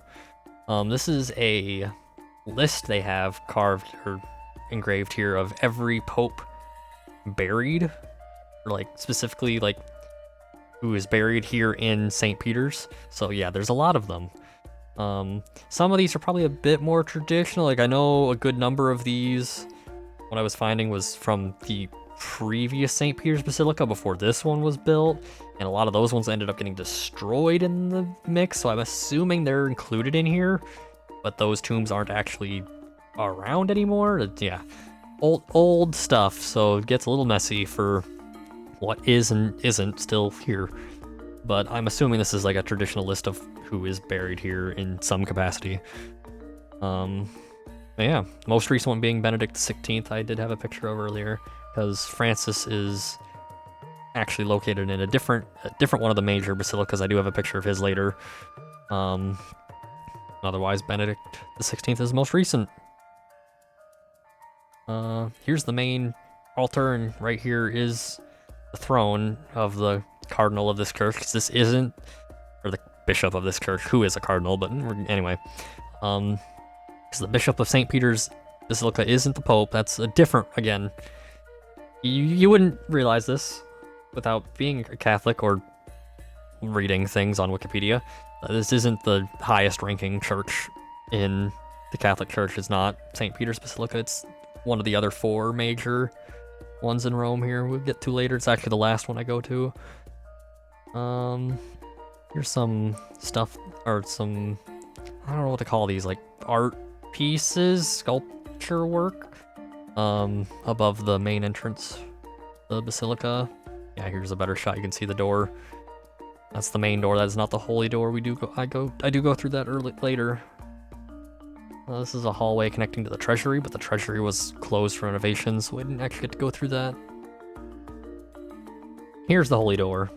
A little less clear shot because there's a much larger crowd here, unsurprisingly. But there it is. Statue of, can I tell from this? Gregory the 16th, it looks like. Here's a, this is a side dome. This is a minor side dome, not the main dome. Set of swords that were here, apparently. I don't remember that, but set of swords. Oh, okay. That's why. Oops. This, I believe, this is the last picture I took in St. Peter's Basilica, it looks like. Now we're going through the castle between, like, the big castle I took pictures of earlier that's near where we're staying. Castle Sant'Angelo is the name of it. It's actually got a long history. It was like originally a mausoleum to Hadrian, then the popes used it as a castle for a long time, then it got used as a prison. So a lot happened here. Unfortunately, the museum inside of it doesn't detail a lot of that. I mean, there's a little bit of it, but more art inside of it. But there's some stuff I took pictures of here anyway. We also do it later in the night, so I actually get some shots of Rome at night, so we'll get to that. Here's some swords they had on display. An angel they had in the courtyard. A very fuzzy picture of the bedroom. Here, I don't know why my picture of that was so blurry. Anyway, flint, or technically, I don't know guns enough to know if this is technically a flintlock gun, but old musket, essentially. They did have, one of the things they did have here though was this exhibit on John Paul II. I think it's Pope John Paul II. I don't know my popes all that as well as I probably should. But it have a huge exhibit on him showing like pictures from his life and whatnot, and here's his like robes. So that was neat. And then here's another, apparently this is maybe, might be too American to know who this is, but apparently someone who was imprisoned here briefly when this castle was a prison is a guy named Cagliostro, who is seemingly a famous writer. And these are the chains he was kept in. I took a picture of that, and again, Europeans might know who that is better than I do. But he was significant, and they had a little exhibit for him. Yeah, and here's the shots of Rome at night that I got from high up in the castle. Oh, and this is a little topper on top of the castle. Yeah. Unfortunately, my phone camera does shit itself when the lighting isn't perfect, so you can kind of tell it freaks out at any source of light. It like brightens them up a lot more than it needs to. I am not a professional photographer for all purposes. There might be a way I could fix that, but there's some little model cannons they had on display. Little model flintlock gun. An armory in the castle. Yeah, here it's getting dark and you can really tell, yeah, my phone does not like the way this lights up, especially not full-blown desktops zoomed in or scaled up. But, well, this one came out pretty good. The castle at night. This one did not, but, yeah. Old catapult. Like bombard in one of the towers. Here's the inside of its walls. Also very fuzzy, but I don't know. Here's the walls from above. I believe we walked through them one way. I'm gonna assume, based on the pictures, that we walked through them on the inside one way down and then walked on top of them the way back. This wall connects from the castle all the way back to the Vatican. It's kind of cutting through the middle of the city. Anyway, next day, this is the I think this is the last full day or day we have in Rome. So we're finally getting near the end here. I did say this was going to be a bit. I took a lot of pictures and I cut a good number of them out of this. We're nearing the end though. This is either the last or second to last day. I'm memory shot. I don't think I do much the last day though, if there is another day to this. But we have, I know for a fact, the last two of the major basilicas. So this is, Santa Maria Maggiore, which in English, what's the name of this place? St. Mary Major. Papal Basilica of St. Mary Major is what this one is. Here's the Holy Door. Again, that's the main reason I wanted to make sure I get these. I wanted to go to these this year. It's a statue of Philip IV of Spain. Fancy monument that I couldn't get a name of. Here's the main like nave, corridor, central aisle area of the basilica. I believe this is above the entry door, glass or stained glass with fancy ornamental statues. This is a statue called, well, right here, Regina, Latin, for basically Queen of Peace, which I believe is Mary with Jesus. Here's Pope Francis's tomb. He's buried here in a much much less extravagant tomb compared to a lot of the older ones. She was a big thing. A big thing for him specifically, at least. They mentioned when he died. This is what this church was kind of built around or built for. This kind of like down in there, you couldn't get really close to this. This like reliquary here supposedly like contains like a piece of the crib of baby Jesus. So that's like the big key relic in this basilica. Here's like the apse and the altar. This I really tried to figure out what it was, but could not.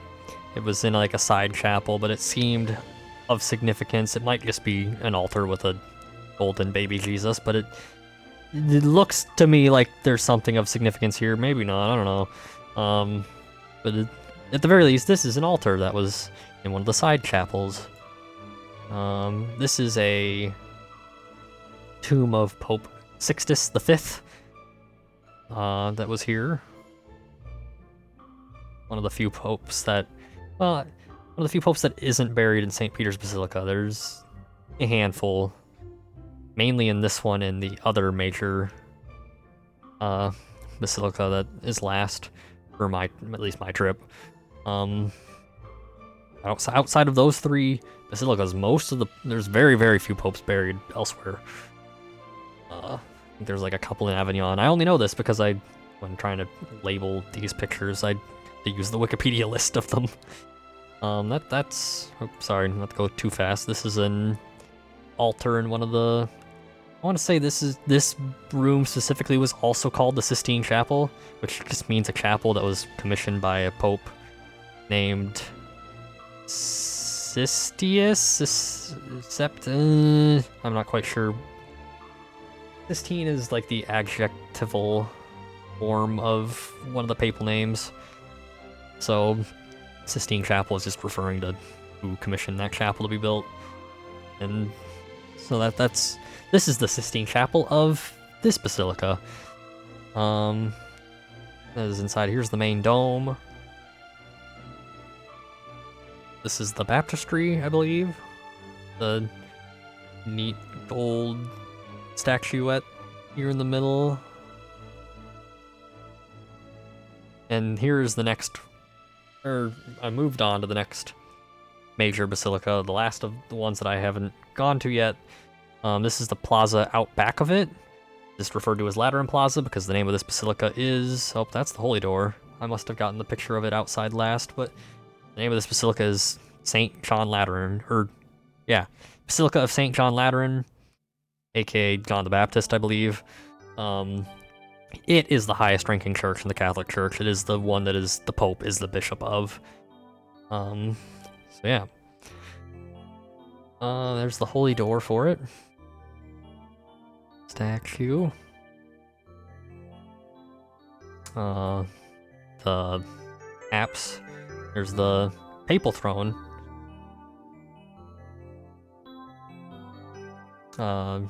Monument, probably tomb. I'm gonna guess tomb. Did I write that down?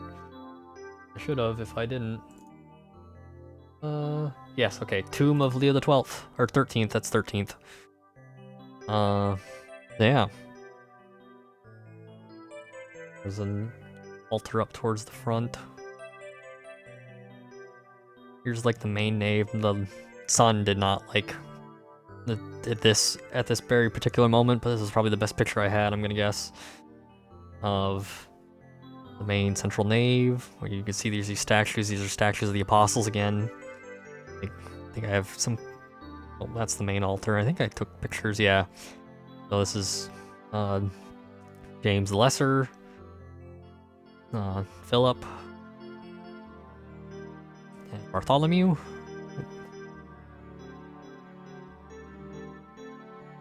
This is a statue of Constantine out in like the front, like patio. There's a proper name for it, but like just outside of it, but underneath like the column entry, you can see, yeah, in between here. It's like back and behind here. But this is a Roman statue of Constantine that one of the popes had moved here. because for those that don't know, Constantine is a significant figure in Christianity because he's the Roman emperor that legalized loving Jesus, as that one YouTube video put it. Yep, here's the front of St. John Lateran.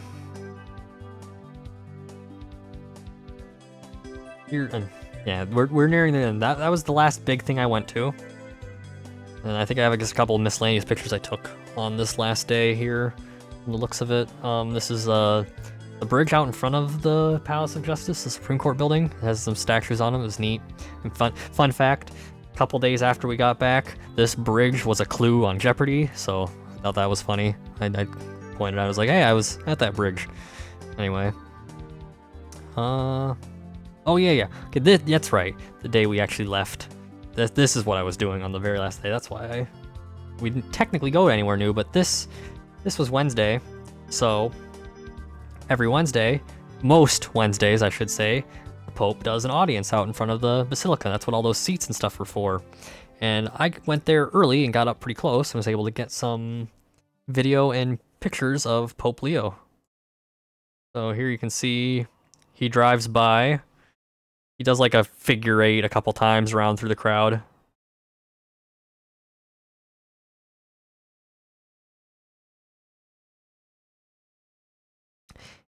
And funny enough, during the entire audience, I was about there for 2 hours. There's just blaring Mexican music through the whole plaza, which was an interesting choice on my part. I get why. Like, Mexico is a major Catholic center, but it was funny to me that there's just Mexican music playing through the whole couple hours. So here he is approaching from a different direction. I get pictures. He's right there. This isn't a zoomed in picture. He's pretty much maybe like a couple meters in front of me, up in the back of his pickup, as you could see in the video earlier. Or actually you can see in this picture, his Pope-mobile is like a little miniature pickup truck, which is funny and very American to me. But yeah, here he is. I got 2 pictures of him up close here.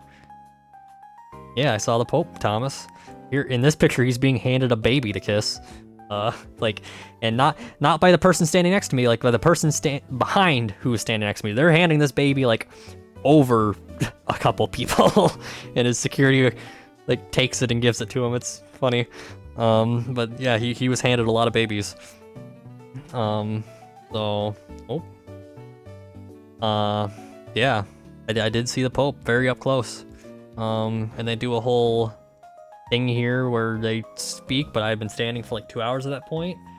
And at this point you can see where I am. You can't really see what's happening up here up close. So I was kind of done, but I got what I wanted. I got what I came for. He passed by me and I got some pictures. It was cool.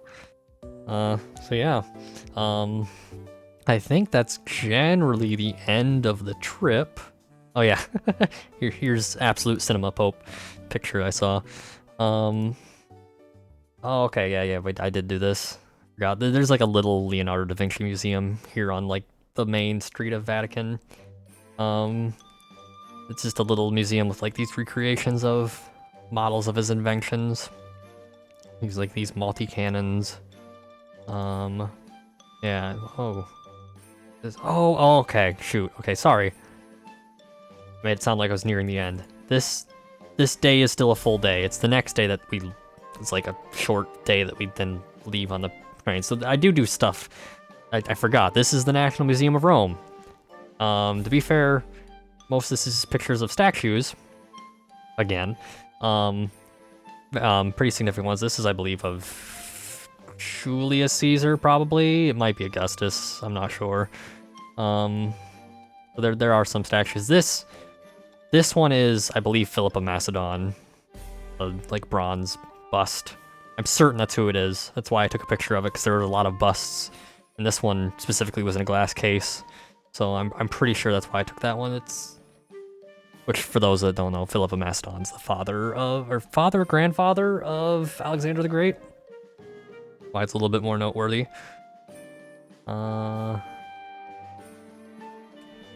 This is a statue of Zeus, I remember that.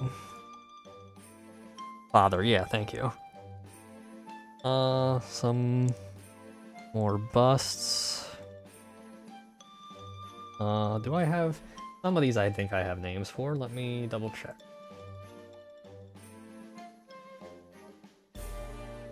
National Roman Museum, here we go. This is a statue of Anya Aurelia Galeria, which I believe is an emperor's daughter, if I remember correctly. Here's one of the big statue halls they had. This was probably the most famous piece there, and I think it's just a copy, but I think there's a lot of these. This is a discus, or Discobolus. I think there's many copies of this statue, but it's a pretty famous statue.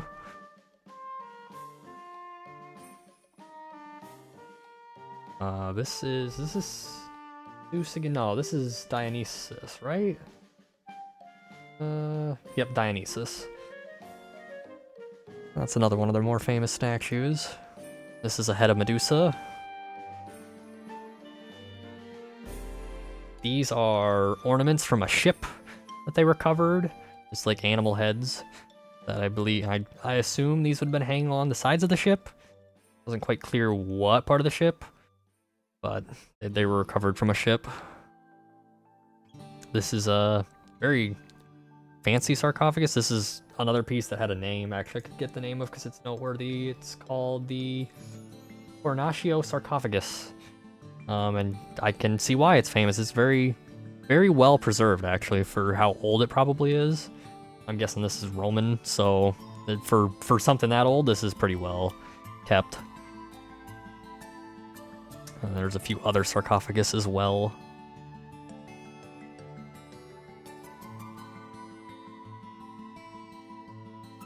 And then there's a floor for mosaics. So I took a couple pictures of mosaics, I believe. This is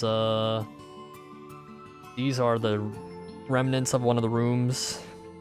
That was either a Roman senator or Roman emperor's house. They had a bunch of, like, the whole building for the most part.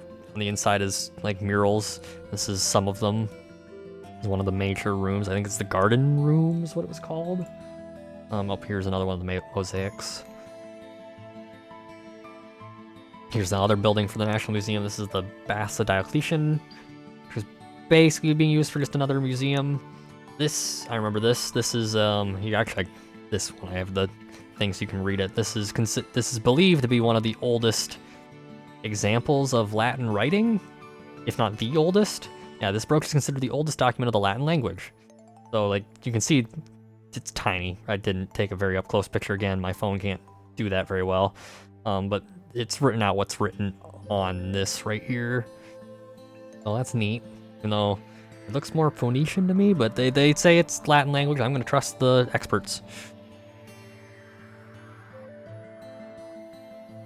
This is a statue of Isis, the Egyptian god. Because the Romans kind of, not consume, but they yoink up the pantheons of the places they have, so. While the Greek stuff is very well known as being incorporated into Rome, they did incorporate Egyptian stuff a bit too. Here's inside the actual baths.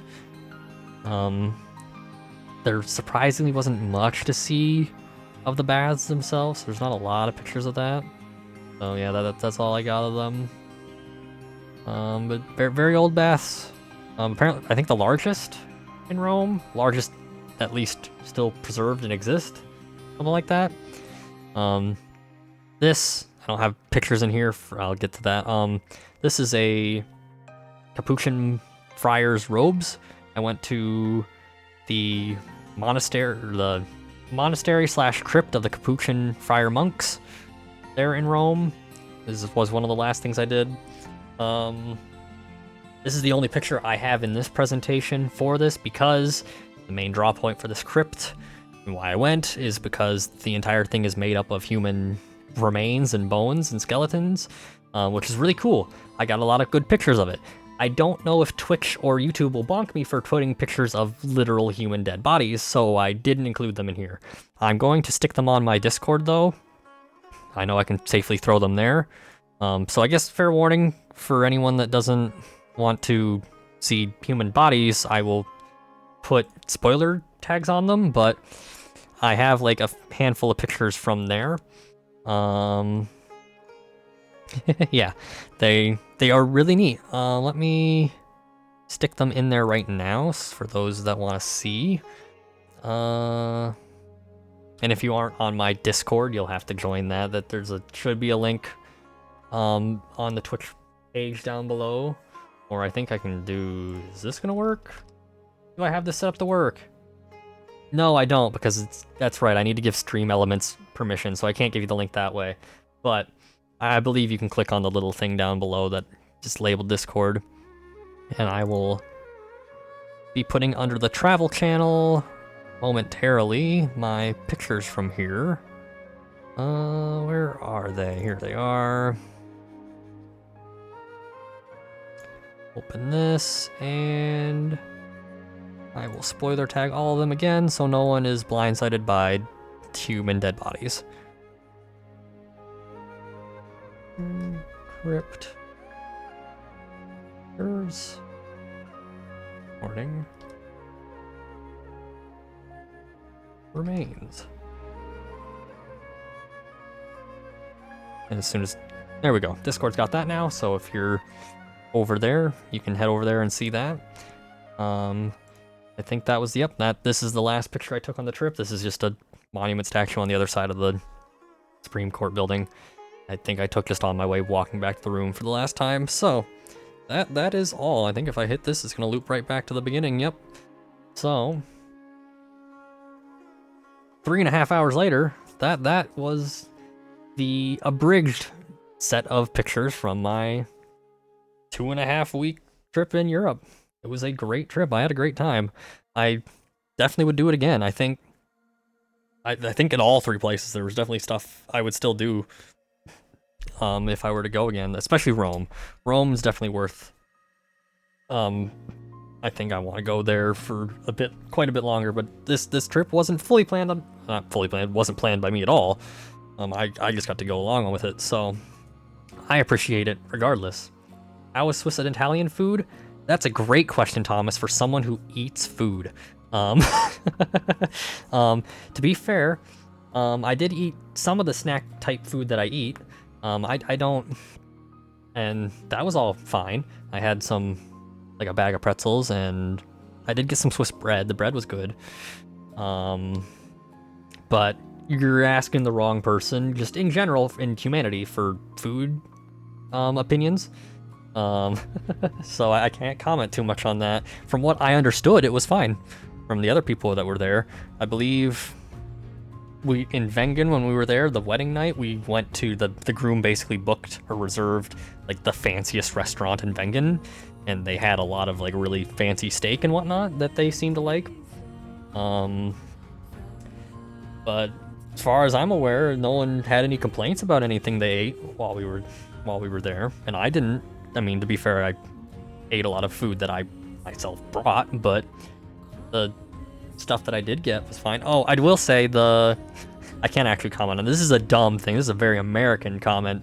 I ate at McDonald's there quite a bit because, and this is probably the last place you care about the opinions of, but I can at least compare McDonald's between here and there, because it was a little bit interesting, I guess. The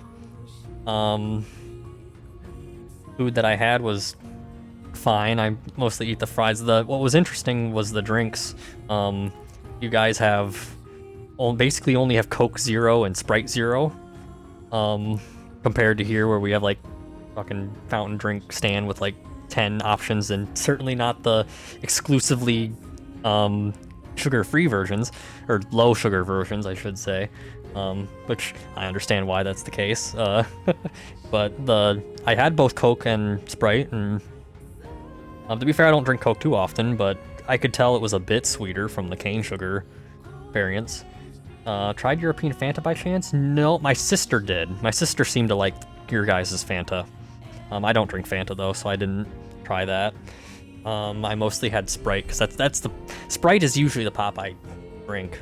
And your guys' Sprite is interesting because despite being both like zero, like Coke Zero and Sprite Zero, they both seemed sweeter than ours, despite ours having probably a shitload of more sugar. which I thought was interesting. I kind of liked the Sprite a little bit better over there. Coke, I can't compare too much because I don't drink Coke here that often. I just tried it a few times over there because I was there.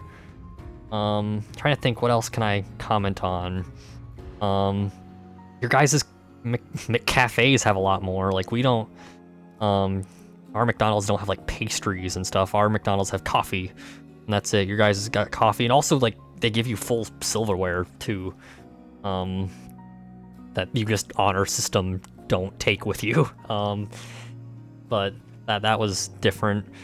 You had, like, donuts, in the cafes, and croissants and such. I'm trying to think what else. I like you got instead of Big Macs and like your burgers like going by Max, you have like taste, they call them tastes, like Big Tasty, which according to my dad was a type of burger that McDonald's over here used to have, like back in the 80s or whatnot, that they stopped. But I guess in Europe they continued using Big Tasty or whatnot instead of Max. So that's funny. I just think the name is funny, Big Tasty. What else? The one thing that I can say definitively was at least worse than a McDonald's restaurant or menu over there was the pancakes. Pancakes here in North America for McDonald's are like just a completely different thing. Ours are basically dessert pancakes, and they're amazing, and I love them. The ones over there from a McDonald's, at the very least, were sad and pathetic. Probably because they can't dump sugar into them, which, again, yeah, fair. But, again, I like to think of ours are more of a dessert, because they're... I think what they do for the recipe here is they put Sprite into them, which, again, if you guys aren't even serving regular Sprite as it is, you're definitely probably not allowed to put it into the pancake mix. I'm trying to think, is there any other food comments I can give? Because again, that's a difficult question for me. I went to, there was like a little, near where we were staying in Rome, we went to a bar, I think it was called the Bulldog, like bar and restaurant, which its thing was serving American food, which maybe, again, last option, but again, I don't eat very much. They had really good chicken nuggets there. Or chicken tenders, chicken nuggets. They were more the size of nuggets, but more seemed like tenders. They were really good. I don't know how to describe them. The breading on them was like the different texture too, not texture, but like the way that you bit into, like crunched different. It was just weird. It was almost like there was like a layer of air between the breading and the meat. It was really good. And I think that's the best I can give. I know they ate in Switzerland a couple nice places. I was only there for them at the wedding night one, but they also, the very first day we got there, went to another place that they had to like order in advance what they were going to eat, which I thought was interesting, but again, I don't eat, and it usually costs for me to get into places like that just to sit and not do anything, so I didn't go to that.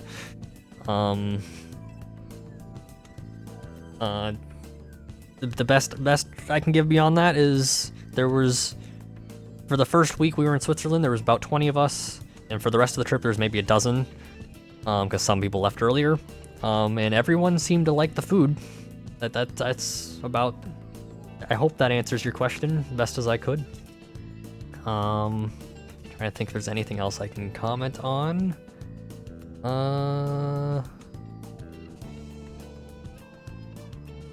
think that is about it. That's all I had to say. I guess I can say that when we left, we got up in the morning and it was another 26 hours of plane. But I watched a lot of anime on the planes. That was fun. And yeah, that's really all there is to say about the travel back. The travel back was a little less chaotic because we didn't do a bunch of weird connections in the US, but I didn't have any issues with border crossings. Those were fine. Those were smooth. Switzerland, kind of casual. Walked in, he stamped the passport and asked like, "Why are you here and for how long?" Simple, nothing crazy. Schengen area is a blessing. No nothing for traveling between Switzerland and Italy. When getting back into the US was also just fine. Handed them passport, stamped it, and carried on. I am a little annoyed. The guy who stamped my passport leaving just fucking pulled open a middle page and stamped right in the middle of it. Didn't do it nice and neat next to the other one, but whatever, fine. It's probably a problem that only the 5% of us that care about our passport stamp organization care about, but whatever. Thanks, dude. Shout out to the Roman airport, because I think that's where that happened. So I assume, yeah, I think that was in the Rome airport, or Leonardo da Vinci airport, I think is the name of that full airport. Yeah, that's all I got, I think. I'm gonna wrap up then. Thank you everyone for joining and chatting, and thank you, Thomas, for giving me helpful insight for things that I didn't quite have, because I spent very long times, sometimes headaches, trying to figure out what certain things that I took pictures of in churches, especially. That was a pain. I did what I could. Here's my Twitch thing. Let's see, who is streaming? We can raid out to.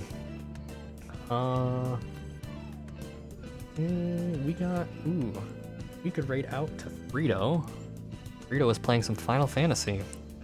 That sounds good to me. Again, thank you to everyone joining. I will see you all another time now that I've finally got this done. It took me a minute. I can maybe actually get back to some more normal streams like Rivals or continuing Final Fantasy. Actually, we're continuing that now. Sorry, I'm distracted by trying to give Thomas the proper role. Now we can see things. Okay, there we go.